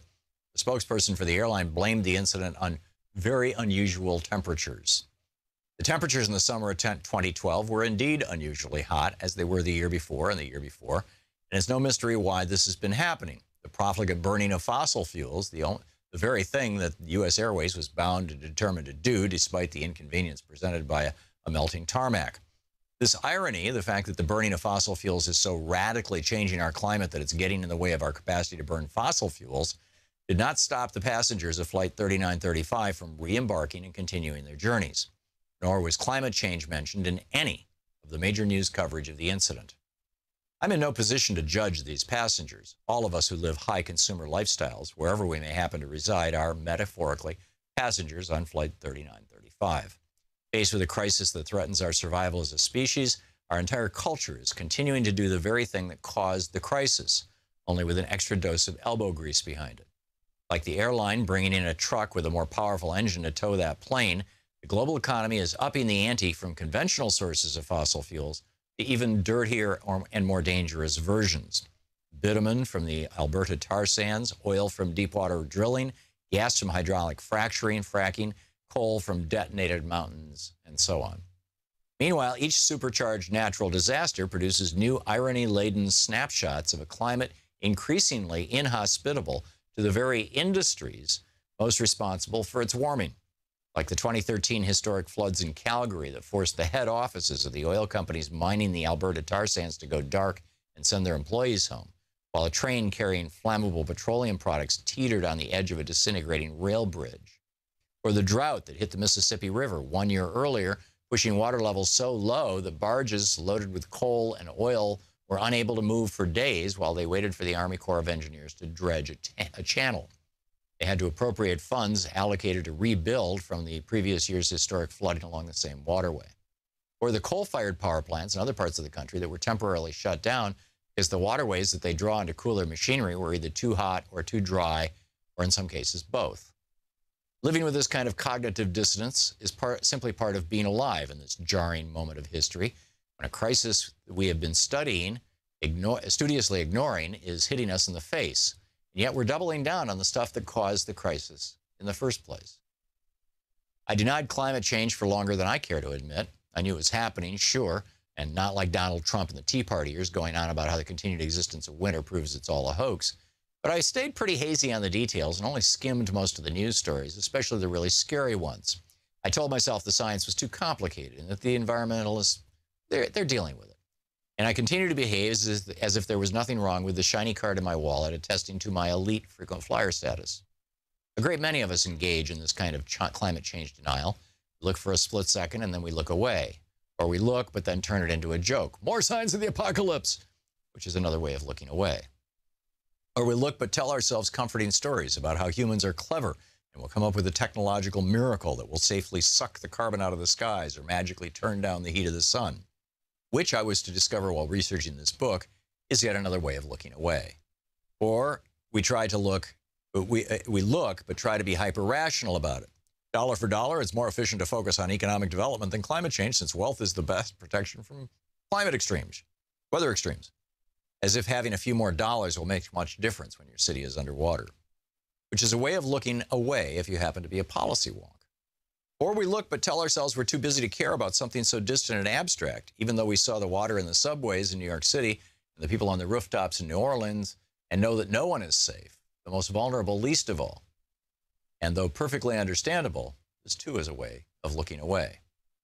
Or we look but tell ourselves that all we can do is focus on ourselves, meditate and shop at farmers markets and stop driving, but forget trying to actually change the systems that are making the crisis inevitable, because that's too much bad energy and it'll never work. And at first it may appear as if we are looking, because many of these lifestyle changes are indeed part of the solution, but we still have one eye tightly shut. Or maybe we look, really look, but then inevitably we seem to forget. Remember and then forget again. Climate change is like that. It's hard to keep in your head for very long. We engage in this odd form of on-again, off-again ecological amnesia for perfectly rational reasons. We deny it because we fear that letting in the full reality of this crisis will change everything. And we are right. And the book is This Changes Everything by Naomi Klein.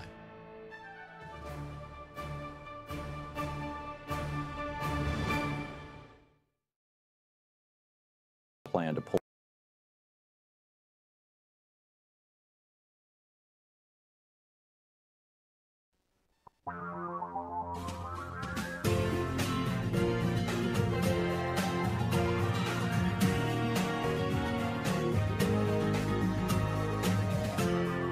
This is the Thom Hartmann Program. Welcome back. Thom Hartmann here with you. Wisconsin, we discussed this briefly with Congressman Pocan, but there was an election yesterday, and in Wisconsin, that election was won by a Democrat, and you know that, and by the way, this was in a district that had, well, here's William Shadowgate Legate tweeted this out. He says, he retweeted a bunch of Scott Walker tweets. He says, Wisconsin Governor Scott Walker is in a panic after the Wisconsin 10th Congressional District had a massive 20-plus point swing for Democrats in a special election today, taking yet another deep red seat from Republicans. And Walker won his election as governor by just 4 points. So, and then Scott Walker was hysterically tweeting here, you know, wake up call, wake up call, wake up call, and probably still is. Is this the beginning of a major shift? And, you know, it certainly seems that way. You know, from Georgia to Wisconsin, I mean, you know, right across the country, it certainly seems that way, that people are saying, you know, we just don't want this stuff from the Republicans. Donald Trump campaigned on no more stupid wars. And what's he doing? He's expanding our wars. We're putting 30,000 troops on the border with Syria. I mean, it's Kurdish troops, but you know, we're helping. We're moving that forward. We're involved in Syria. We're involved in. It's just all over the region. It's like the stupid wars are bigger than they were before the election. And then we get this, Trump says privately that a terror attack could save him and the GOP from the 2018 election bloodbath. This is strange stuff. And then on top of that, one of the things that came out of the doctor's report yesterday that I think answered the question so many Americans have wondered, which is, what is covfefe? Apparently, covfefe is what you type into Twitter as the Ambien is taking effect. And Nate, you got this ad queued up, right? We have I think it's time to step into the Wayback Machine and go back to 2008. And in 2008, Hillary Clinton was running against Barack Obama in the primary.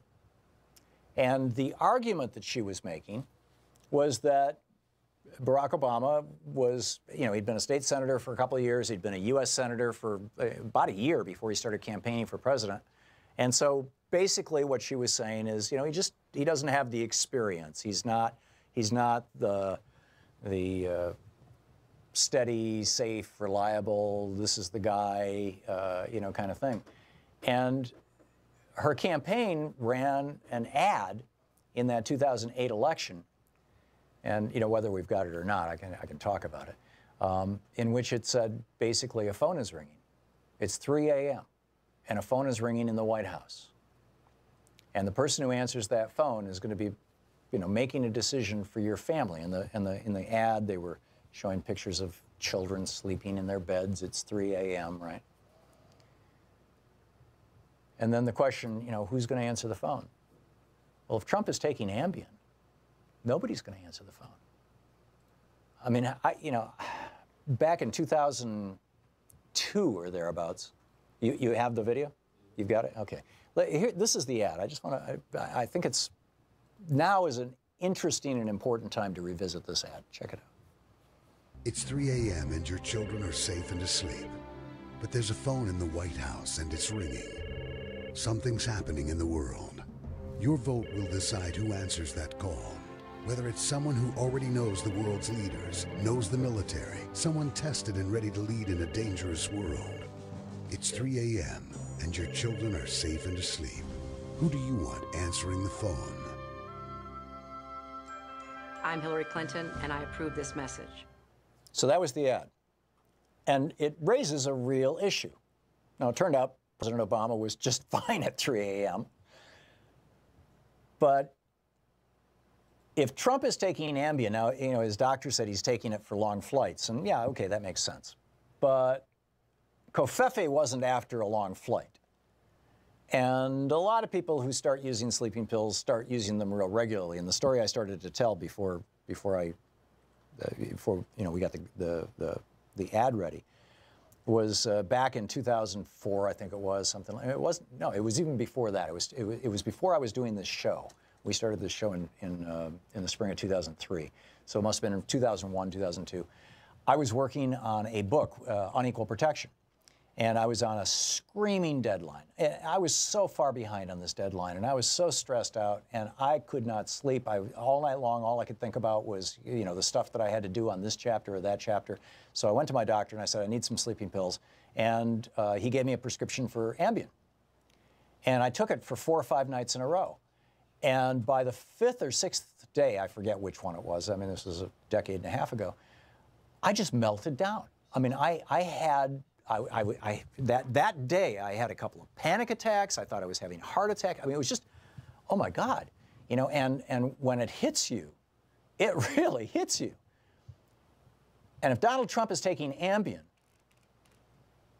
or anything for that matter, and, you know, it may well be that Covfefe is not going to be the worst that's going to happen. That, you know, tweetus interruptus is not the problem necessarily that we should be worrying about. So anyway, I just toss those things out there. We've got a lot on the table to discuss. Pick up some of your phone calls here. Glenn in New York City. Hey, Glenn, what's on your mind? Hi, this is concerning the Trump wall. I can't understand why, since the crash of 2008, there's been more illegal Mexicans going into Mexico than illegal Mexicans coming here. Right. And south of Mexico, it's been equal. Now, if that's the case, why do we need a wall when most of the illegal immigrants are just overstaying their visas? Right. Well, I've been... a simple Google search will, I mean, it's 15 minutes to find it. You just talk to the Google like it's a person. Yeah, we've had net negative immigration, quote, illegal immigration, since the Great Recession. You're right, the Bush crash, I prefer to call it. And you know, I've been saying this forever. I wrote a chapter about it in my book, Rebooting the American Dream. that we don't have an illegal immigrant problem in this country. We have an illegal employer problem in this country, because in 1986, when Reagan did comprehensive immigration reform, he basically stopped enforcing the provisions that put largely wealthy white employers in jail or fined them huge for hiring people who were here without documentation. And as a result of that, it wasn't just that employers started, ignoring someone's immigration status, but, as of a couple of years ago, and I don't know if this is still the case, I assume it probably is, but as of a couple of years ago, I mean, we had a guest on this program who brought copies of the newspapers, these shopping guide kind of newspapers that you see in strip malls and things. It's like 8 pages and it's nothing but ads for local merchants and things. It was one of those kind of tabloid papers, and it was in Spanish, and it was help wanted ads, and it was help wanted ads for like meat packing plants in Wisconsin or in the upper Midwest, and construction sites in Nevada. And I mean, companies all over the United States in Spanish advertising help wanted ads, and these papers were being distributed not in the United States, but in Mexico. And so here we have employers in the United States putting this giant magnet up saying, come here and we'll give you money. And surprise, surprise, people came here. It doesn't mean they're bad people. They're trying to help their families. They're doing exactly, and the employers are saying, and the implicit message, of course, is come here, we'll pay you, and we'll protect you. And so my assertion, what I've been saying for a long time, is that we don't have an illegal immigrant problem. We've got an illegal employer problem. And if we cracked down on the employers, then that would open the door for comprehensive immigration reform and fixing, a largely broken system. But the most broken part of that system, we're hitting a break, Sean. The most broken part of that system is frankly, what Reagan did. We'll be right back.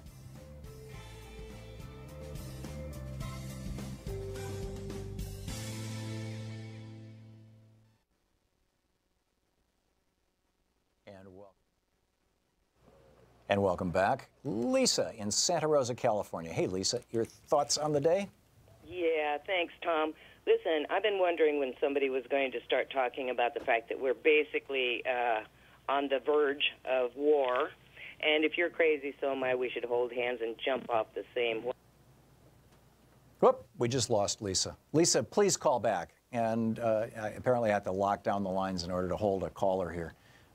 So my apologies, Lisa. Call back and we'll have this conversation. Here is Lois in Baton Rouge, Louisiana. And Lois, I'm locking the line here so that you won't go away. What's up? Lois? Lois, I can't hear you. Lois can't hear me. Okay. Lois, call us right back. Lois is on line 7, just FYI. So let me just get back to this. The Pentagon reportedly weighing using nukes in response to large cyber attacks. The Pentagon is reportedly pushing a new retaliation tactic should the U.S. ever be hit by a devastating cyber attack. The New York Times reported Tuesday that a pre-decisional draft, this is from a piece by Dominique Mossbergen in the Huffington Post. The New York Times reported Tuesday that a pre-decisional draft of the Defense Department's 2018 Nuclear Posture Review, which details U.S. nuclear strategy, includes large cyber attacks as an example of a non-nuclear strike on American lives and infrastructure that could be countered with nuclear weapons. I mean, that's how bizarre and scary it is. It's 3 current and former senior government officials said large cyber attacks against the United States and its interests would be included in the kinds of foreign aggression that could justify a nuclear attack. It's incredible. It's absolutely incredible. Let me just check something. Lisa, is that you? No, it's not Lisa. Okay, thank you. I thought she'd call back. Though the U.S. has yet, he writes, to experience a truly catastrophic attack, such a strike could have devastating impacts, including the destruction of a country's infrastructure. The massive WannaCry cyber attack last year, which was blamed on North Korea, impacted more than 230,000 computers in 150 countries across the globe. Banks and universities were shut down because of the attack, and the UK hospitals were forced to shutter wards and hospital emergency rooms. China, Russia, and Iran have also recently been blamed for carrying out cyber attacks with widespread consequences. Our response to this, the Trump administration's response to this, has been to call for the 2018 National Policy Review also calls for the development of more so-called low-yield nuclear weapons. Sometimes these are referred to as battlefield nukes. Even though the U.S. already possesses over 1,000 nuclear weapons considered low yield. That's in addition to the giant ones that are left over from the Cold War.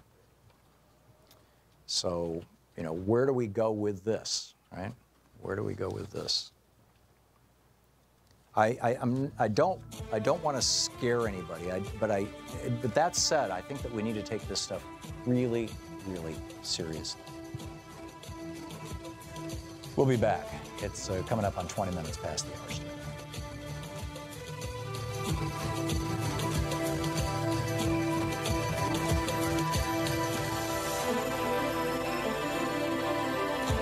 This year's election results have generated fear, sadness, and despair. In the days and months ahead, our democracy may face a crisis of historic proportions. But there is good news. There is good news. There is good news. Thousands of people are stepping forward in solidarity, resistance, and resolve. We join them. We join them. We join them.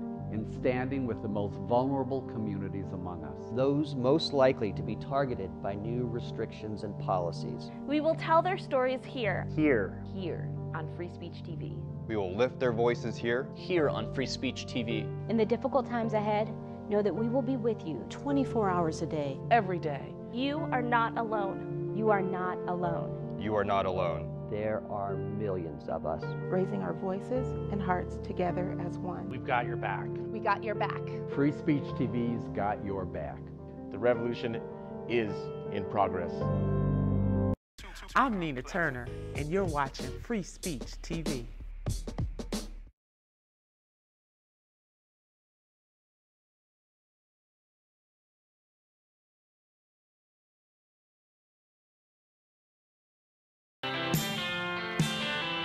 Welcome back.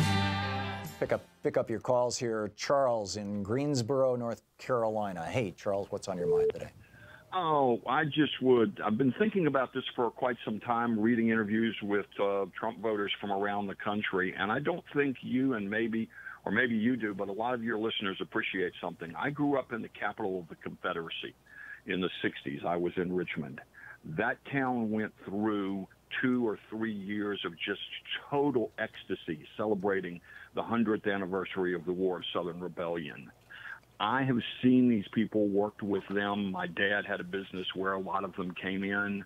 There is a large group of people, mostly male, some female, that believe that God selected white men to rule the planet. Yep. They will take a white dictator willingly with open arms before they will accept a non-white male running this country. They will walk us right straight into a complete and total dictatorship as long as the dictator is their Christian white male. Yeah, and they also whitened Jesus.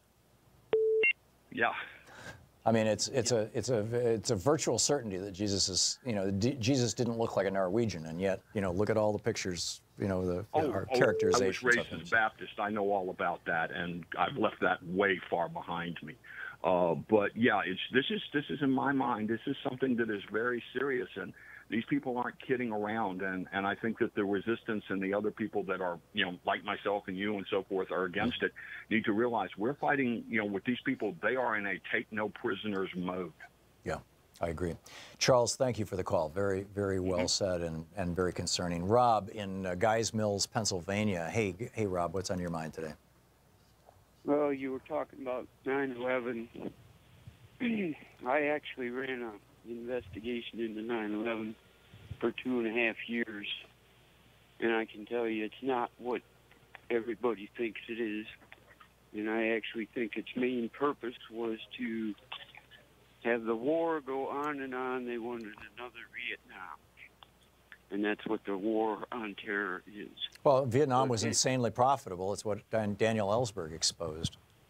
Well, was supposed to go on forever and ever, but because all the protests and the showing of dead bodies and stuff that came back, they upset the public, and you know, everything took its course the way it did.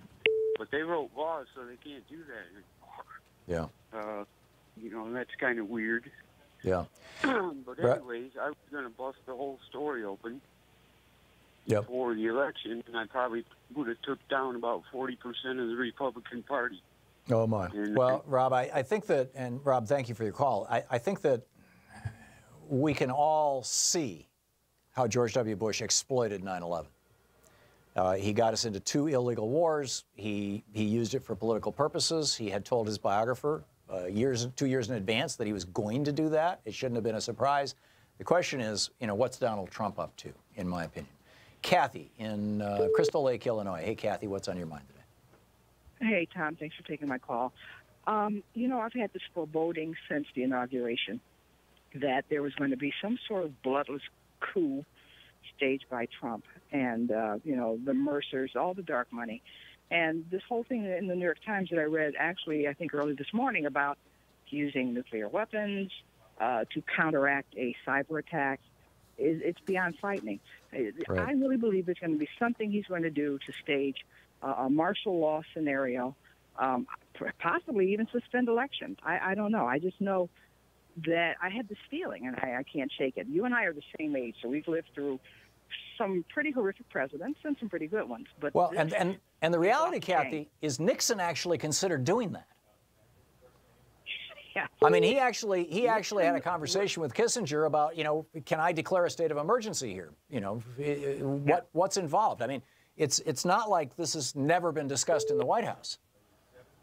Yeah, and at this point, I think Trump sees he can get some political capital if something like happens. He's thinking about George W. and thinking, well, look at the capital he had, but look what he got us into. But Trump, I think a caller said earlier that as Mueller gets closer, this makes Trump a much more dangerous animal because he is going to feel cornered. And at this point, there is absolutely nothing that I trust from his cabinet, from him, all the way down. When you have the Secretary of the House, the Homeland Security yesterday, who went and lied before the Congressional Committee. Under oath. It's frightening. And, yeah, under oath. So we see very few, you know, Republicans that are actually wanting to stand up to this man, which tells me the RNC and the GOP leadership, the Russians might compromise on them as well. There's something. I don't think it's any of us. I don't think it's that. I think that they are behaving the same way politicians did to Erdogan in Turkey. First, there was some protests against him, and now all the politicians in Turkey are sucking up to him. This is the same thing that happened with the politicians in Germany in '32. The politicians who spoke out against Hitler, by '33, they were either kissing his butt or they were in jail. And Tom. They have ratings as low. I mean, Trump's in the cellar in terms of his polling. I mean, he's, 38%, something like that. At this point, what does he have to offer? He signed checks to sign the tax bill. Yeah. You know? No, I'm with you, Kathy, and it concerns me tremendously. Kathy, I got to run. We're hitting a break here. Thank you for the call. We'll be back with more of your calls and the news of the day right after this.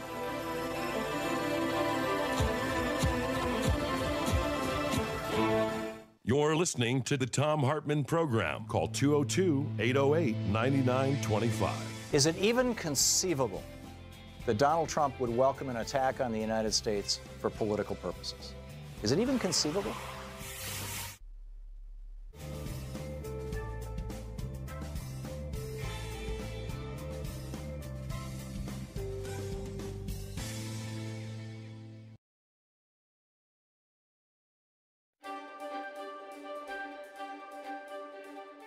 Our Thom Hartmann University book review of the day is Richard Belzer's new book, Corporate Conspiracies, How Wall Street Took Over Washington. This is from the introduction. Of all the books we researched for this work, the title we loved the most was this one, Regime Change Begins at Home, Freeing America from Corporate Rule. We loved it because it presents as a hard fact something that very few people completely understand. And then he quotes from that book. Since 1980, America has been run by a corporate regime that has co-opted both political parties and shifted sovereignty from we the people to transnational corporations. End of quote. Since this book covers some corporate conspiracies, we will no doubt take a lot of heat for that and be deridingly referred to as conspiracy theorists. So we would just like to remind people that the phrase conspiracy theorist was actually invented by the Central Intelligence Agency, to be used as a weaponized term with which to discourage people from seeking the truth. We kid you not. CIA document 1035-960, dated April 1, 1967, regarding the agency's concern about the reputation of the American government, in quotes. That document also suggested various tactics for countering, quote, conspiratorial arguments, which confronted the gaping holes critics observed in the findings of the Warren Commission, which investigated, in quotes, they really did no such thing in reality, the assassination of President Kennedy. Quote, the agency also directed its members to employ propaganda assets to negate and refute the attacks of the critics, end quote. So as you can see, and as the Freedom of Information Act release of that CIA document clearly reveals, the use of the term conspiracy theorist is actually a conspiracy itself. But if you believe rightly that Julius Caesar and hundreds of other leaders were the victims of conspirators, as they were, then you're an evil conspiracy theorist, right? Well, if anybody actually believes that, then you'd better read up on your history, boys and girls, because conspiracies are an ongoing and very common occurrence in human conduct. Now, let's get down to the nitty-gritty. Are you aware that many friends of Robin Williams believe that his suicide was the direct result of the prescription drugs he was taking, and that over 23,000 suicides are attributed to psychiatric drugs each year in the United States? Did you know that turning prisons into a big business has resulted in the United States having the highest incarceration rate in the history of the world, and that most are just drug crimes? Are you aware that the historic event of the toppling of the statue of Saddam Hussein in Iraq was actually a U.S. military PSYOPs, psychological operations warfare, program, a completely orchestrated event with the knowledge and assistance of U.S. media, and not a spontaneous event as it was portrayed by our media? Did you know that the Pentagon is sending $1.5 trillion of our tax dollars to their corporate buddies for a new fighter jet that's already superfluous? Are you aware that continuing to rely on oil instead of investing in low-carbon energy solutions will cost us $44 trillion due to climate change? Did you know that companies like General Motors at times know that their products will kill people, but they do nothing because it's actually cheaper to compensate the victims than it is to correct the problem? Then read and learn on, friends. American corporations have been getting away with murder, literally, for many, many years. Just take a good look at their history. The above example of GM is a proven point. Corporate consumer advocate Clarence Ditlow, executive director of the nonprofit Center for Automotive Safety, bitterly criticized the settlement. Quote, GM killed over 100 people by knowingly putting a defective ignition switch into over 1 million vehicles, Ditlow said. Today, thanks to its lobbyists, GM officials walk off scot-free while its customers are 6 feet under. Tobacco companies knowingly lied about the harmful effects of cigarettes for decades, even though there was plenty of known medical proof of their damage. They even knowingly hid that information from the public. Oil, gas, and chemical companies have been knowingly polluting our planet with cancer-causing chemicals and products also for decades, and they know that they're doing it. Pharmaceutical companies have lied and attempted to minimize news coverage regarding the deaths that they know the drugs will cause. That's murder, plain and simple. Maybe you can paint a public relations damage control over that landscape if you happen to have all their tons of money and paid political influence, but it's still murder. Look at the parents of one of their victims straight in the eye and try and tell them it's not murder. Do you honestly think they'll listen to you? This book is an effort to reveal the insanity of corporate greed once and for all. At this point, most people probably care more about their local football team than they do about the workings of our democratic republic.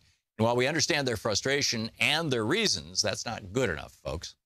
We have to all get involved to stop these bastards from getting away with what they've been getting away with for far too long.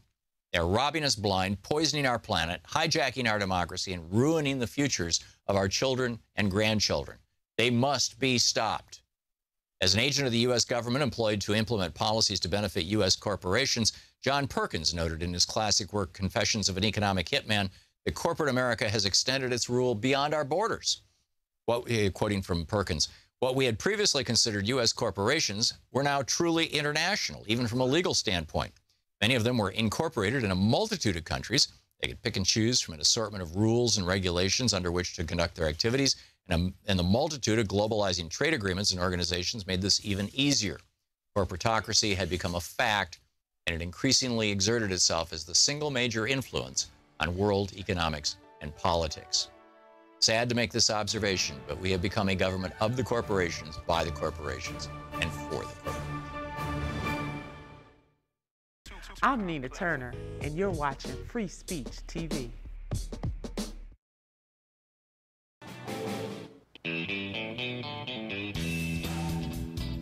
Welcome back. Thom Hartmann here with you. Derek in Seattle. Hey, Derek, what's on your mind today? Hey, first off, I just want to say first-time caller, long-time listener. Thank you. I also want to give shouts out to all of our military that are listening and say, do you really think that the American public right now, talking to ex-military from the two wars we're still kind of in, would really fall for another 9/11? I don't really think that would ever happen. I think it's entirely possible, Derek. I really do. And it need not it need not be the entire public. For example, this New York Times piece points out that the Trump administration is considering responding to a cyber attack, a quote large cyber attack with nuclear weapons. The WannaCry, remember that cyber attack? This was last year. This was blamed on North Korea. It hit 230,000 computers in 150 countries across the globe. In the United Kingdom, hospitals were forced to shut down, closed emergency rooms. Banks and universities in the United States were shut down. This is, so if this were to happen again, something like this, some sort of heavily weaponized cyber attack like the WannaCry one, and Trump was to say, okay, we're under attack. Let's say they shut down the power grid for Chicago or something, and Trump says, okay, that's it. We're lobbing a nuke into North Korea. I guarantee you, the American people will rally behind their leader during a time of war. And it's not just the American people; it's true of every country, in the world. Right. I mean, this is just core human nature. Our tribe is under attack. We're going to circle the wagons, and these guys understand this. Then, well, I'm sorry to cut you off, but my next question is then, when are we going to stop becoming tribes of nations and actually become tribes of human beings? Well, that's a big challenge, Derek, and and thank you for the call. And that was the goal of the League of Nations that Woodrow Wilson tried to put together, and then the United Nations was to bring the world together. The Trump administration doesn't think much of the United Nations, and thinks that they should be basically our personal bully pulpit or something, or toadies. Anyhow, Carolyn or Carolyn in Hearn, Texas? Carolyn. Hey, Carolyn, what's up? Well, I was calling because I kind of have a different perspective on what's going on with Trump and where he plans to have a war. Mm-hmm. And I believe that his tweets about North Korean media reports on sex are just diversions. Mm-hmm. To keep our eyes off the Middle East. They didn't report about Kushner shuttling around Egypt and Israel and Saudi Arabia, which created a coalition to the point that the Israeli intelligence minister actually reported that they were going to share intelligence. Then Hariri was abducted. The Prime Minister of Lebanon, or the president, whatever his title is, When he was released, he went to France with his wife, but his children were kept in Saudi Arabia, and his wife is now back in Saudi Arabia. Oh my! Well, he's a dual national, by the way. He has Saudi citizenship. Yeah, that's right. Which complicates the issue. But after he got to France, I mean, it came out that he was basically kidnapped. Right. By the Saudis. And then Trump started provoking the Palestinians. Right. First with Jerusalem, and then today he's has withdrawn aid from the United Nations Refugee Fund that supports Palestinian refugees in Lebanon, Jordan, Syria, and Palestine. Right. I think that there's a plan for a reorientation of the Middle East. Also, our Syrian border guard is not on Syria's northern border. It is actually on the Euphrates River, which cuts Syria in half and takes Syria's oil reserves. Yeah, and they are and they are inside Syria right now in land that we've captured. That's right. Euphrates River actually cuts Syria almost in half. Huh. So it's not on the border of Turkey. It would be part on the border. Right. And no, these are Iraq Syrian Kurds. Well, the Kurds and the United States are together in this. I mean, the United States has built this Kurdish force and is funding it, arming it, and training it. Yep. I mean, we have 3,000 soldiers there, Americans that have been there, and they're setting this up. And Syria does not allow, and I'm sure that Turkey's probably going to close its base if the United States access to its base. So, but it will have a base in Syria, which it will be able to attack any place in the Middle East. Right. The one place that they probably wouldn't close would be the Straits of Hormuz, because the Fifth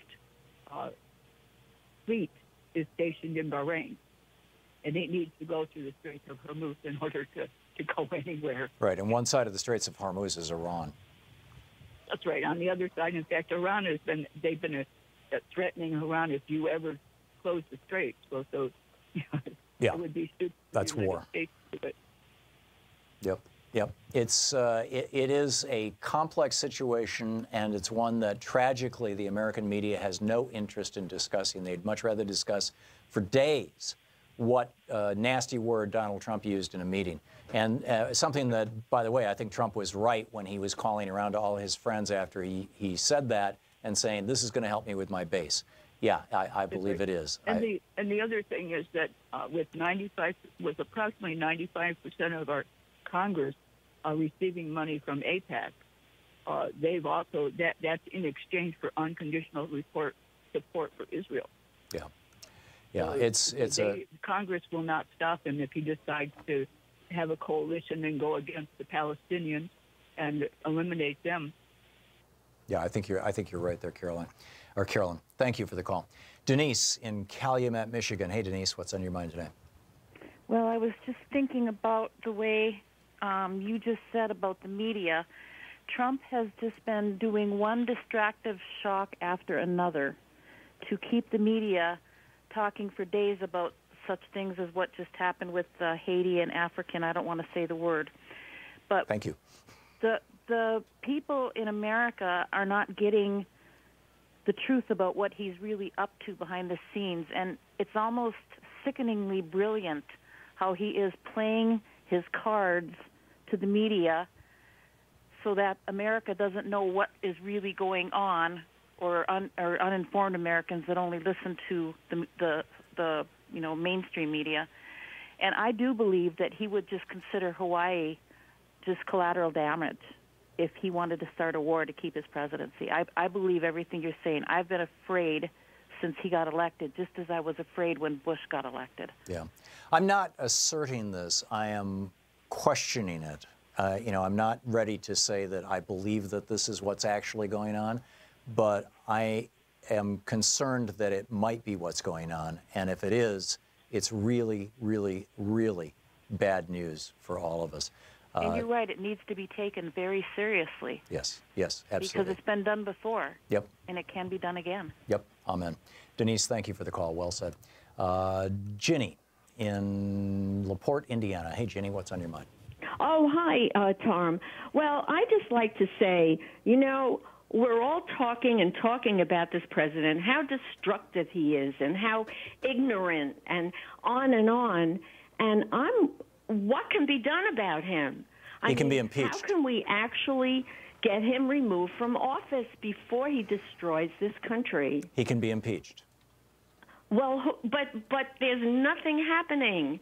The Congress is completely unavailable. They're cowed. They're not doing a thing. Yeah, the Republicans are cowed. I mean, what can we do? It's so frustrating. And frankly, I'm really considering moving to Canada. Unless you've got a lot of money, Ginny, they won't take you. They won't? No, you've got to have I think it's $250,000 as a starting point to get into Canada. Okay. They, it's like they're looking at us going, I mean, this happened, I remember this from when George W. Bush was elected in 2000, and when he got reelected in 2004 in particular, there were a lot of Americans, and this was, post 9/11 and post Iraq War, and a lot of Americans were checking out Canada, and Canada was like, nope, we're just fine, thank you very much. We don't need any more Americans here. And therefore, here we are. So we've got to make this work. We can't just say we're going to go to Canada. We've got to make this work. And that means, in my opinion, that means encouraging our legislators to impeach Donald Trump. I think he is a danger to our republic. Absolutely. And working to elect people of goodwill and who have some understanding of policy, particularly foreign policy, and also encourage the media to start covering something more than just the shiny, dangly objects like, the S word, and stuff like that. I mean, these are serious things. Ginny, thank you so much for the call. Very well said. We'll be back. It's coming up on 15 minutes before the hour, 45 minutes past. It's the Thom Hartmann Program. Stick around. We'll be right back.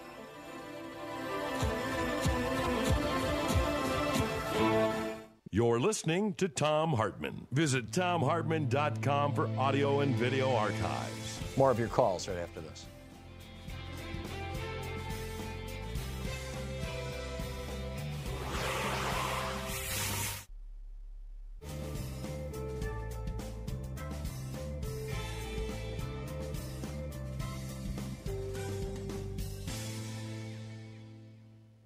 And welcome back.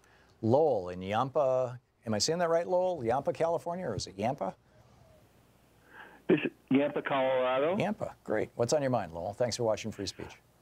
Oh, you're welcome. I enjoy your program. I was just thinking now might be a good time to attack what I think is a fallacious paradigm of don't change leadership in the middle of the war.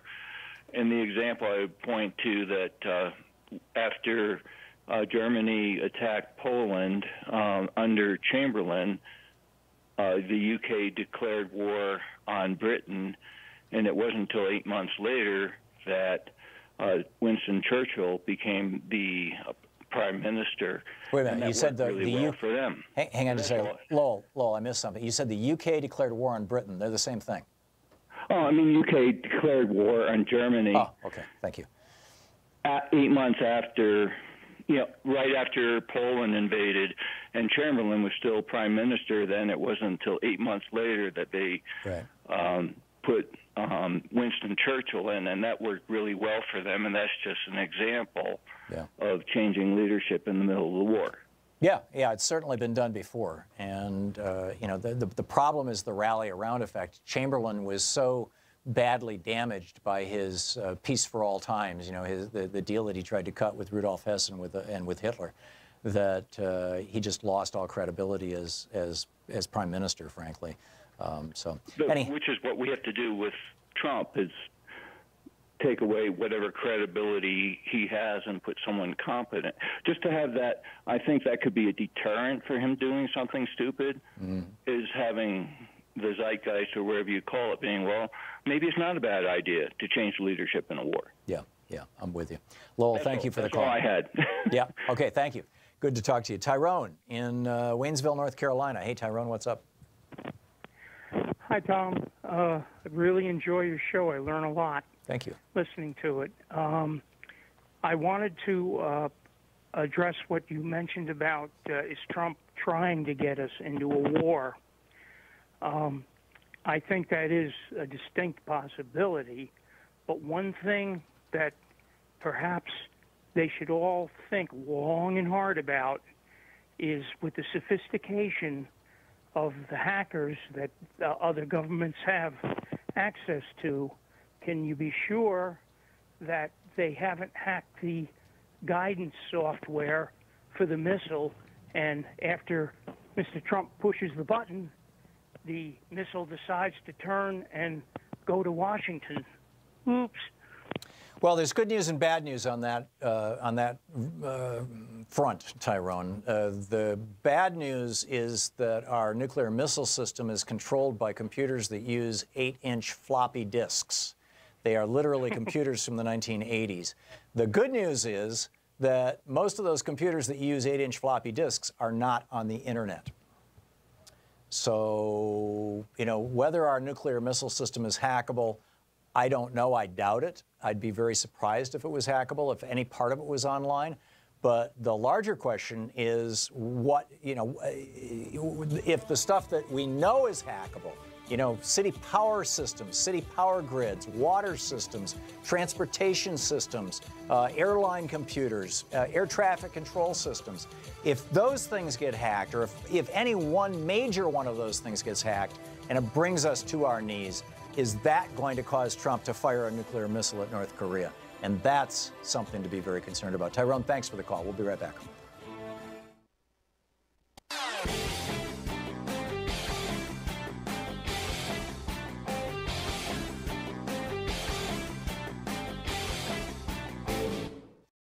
This year's election results have generated fear, sadness, and despair. In the days and months ahead, our democracy may face a crisis of historic proportions. But there is good news. There is good news. There is good news. Thousands of people are stepping forward in solidarity, resistance, and resolve. We join them. We join them. We join them in standing with the most vulnerable communities among us. Those most likely to be targeted by new restrictions and policies. We will tell their stories here. Here on Free Speech TV. We will lift their voices here on Free Speech TV. In the difficult times ahead, know that we will be with you 24 hours a day, every day. You are not alone. You are not alone. You are not alone. There are millions of us, raising our voices and hearts together as one. We've got your back. We got your back. Free Speech TV's got your back. The revolution is in progress. I'm Nina Turner, and you're watching Free Speech TV.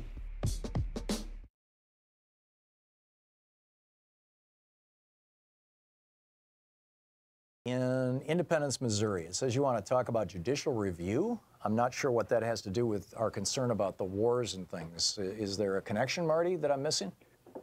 No, you're not, Tom. I wasn't sure when I called in if I could get in with what seems like almost a happy, benign subject compared to what we've been talking about here. Okay, well, today. let's do it for a minute or three here. What's up? Yeah, real quickly. I respect you totally. We're on the same page most of the time. I have a real point of dissension with you when it comes to judicial review. I've heard you over the years, and as a lawyer and doing some constitutional law practice, I've taken the time to kind of look at the subject matter a little more in depth because of you, and that's good. I'd love to change your mind. I obviously couldn't do it in a few minutes, nor would I try. I drafted up a 2 or 3 page letter with an article that I want to send you. I got an address from one of your staff at one time on Madison Avenue, and I will be glad to send it there to you if that's permissible, for starters. No, we don't give out our address and we don't get mail, but you're welcome to post things on our blogs at thomhartmann.com. But we can just talk about it right now. Article 3, Section 2. In all of the cases before mentioned, the Supreme Court shall have appellate jurisdiction both as to law and fact, with such exceptions and under such regulations as the Congress shall make. How is that not a direct contradiction of the doctrine, which you're referring to as judicial review, that the Supreme Court is the supreme branch of government and can strike down things passed by Congress or things signed into law by the president, or for that matter, presidential directives? Good. Well, to me, that's pretty easy, and it is because, as such erudites as Alexander Hamilton pointed out pretty well in the Federalist Papers, and some other scholars like Professor Shemerlinsky at UCal Irvine, it's absolutely necessary. It kind of falls in line with the necessary and proper clause. It's not directly related to that, but as Hamilton said, the government, including all the branches, if they're separate and equal and independent, must have just not the explicit powers, but the implied powers that's inherent in the very function that they fill. And a court's function is law and equity. We know what those refer to, facts and other things under the common law. But it's obvious to me, and I think the status in America, American jurisprudence is, it's absolutely necessary that the judicial branch be the final say on whether legislative and or executive orders comply with the Constitution. So like Hamilton, Marty, otherwise you allow majority of the tyranny. You allow the legislative branch, which is moved in by passions, popular will, to be the ultimate decision maker. No, the fox looking over the chicken house. Well, and that's my point. Is you know, I agree with Jefferson, not Hamilton, and Jefferson and Hamilton vehemently disagreed on this, as I'm sure you know. Oh, yeah. And I agree with Jefferson that each branch makes its own rules, basically, and that Congress is the first among equals, not the Supreme Court, because what you're arguing, in my opinion, is that we have 9 kings and queens in the United States. They have final say, just like, you know, the Queen of England can dissolve Parliament and strike down laws in theory anyway. And to me, that's not a democracy. But Marty, you know, you presented your case, I presented mine. We'll let the listeners, you know, figure it out. I want to move along back into the topics that we're talking about here. Marty, thank you for the call. Well, you know, hopefully on another day we can have a more in-depth conversation about it. Lisa in Santa Rosa. Hey, Lisa, what's on your mind today? Hey, Tom, thanks for bringing up that topic. So far, everybody has agreed with you that we are basically potentially on the verge of war. And I was feeling like I was going absolutely crazy, and thank God for Thom Hartmann for making it that I wasn't crazy. I was waiting for somebody to start talking about this. You know, Trump is so crazy, whatever. He always says what he means. And what he said recently is that whole thing about I'd be a friend of the North Korean, you know, people if they, or I am, you know, that whole stupid. I have a good relationship with Kim Jong-un, I think was the phrase, Well, the end of that sentence is what gives it away.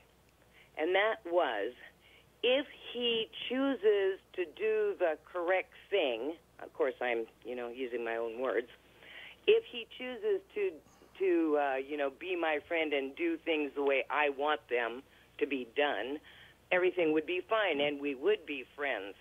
And the way he said it, you know, he is just so easy. He is so easy, Tom. You know, just looking at him, you can tell what's going to happen, you know, and I'm scared to death, basically. I am. I really am. This is one and more. P.S., don't forget, you said Melania takes sleeping pills. I bet she does. No, I said Donald takes sleeping pills. I don't know if Melania does or not. But yeah, no, they said she did. Oh, they did? Yeah, okay. Yeah. Oh, but in anyway, Michael Wolff's so, book. Yeah, I'm scared to death. Yeah. Well, let's not be scared. Let's get active and let's try to. Oh, yeah, I'm always on the street, too, though. Okay, thank you, Lisa. Yeah, Lisa, I got to run. Tom. Thanks for the call.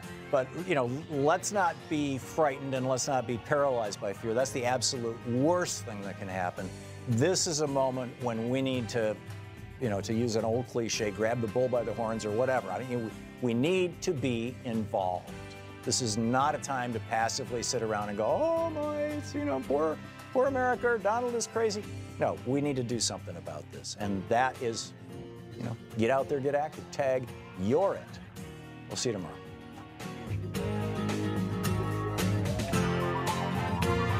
You've been listening to Thom Hartmann. For audio and video archives, visit thomhartmann.com. The Thom Hartmann Program is brought to you in part by the Aiden Forecast, an investment newsletter with weekly updates of leading market indicators and a monthly deep dive into what the details of the economy and the markets mean for investors and retirees. On the web at aidenmarkets.com. Wines have some of the highest pesticide levels in our food chain. This hour brought to you by ecowine.com. Pesticide-free wines, organic wines, imported from France by the Organic Wine Company, ecowine.com. Hartmann Program is brought to you in part by Super Beets. Super Beets are sourced from non-GMO beets, and they're packed with dietary nitrates. helping to produce nitric oxide for more energy, stamina, and support for healthy blood pressure levels naturally. For more information, call 800-223-8242 or visit tomsbeats.com.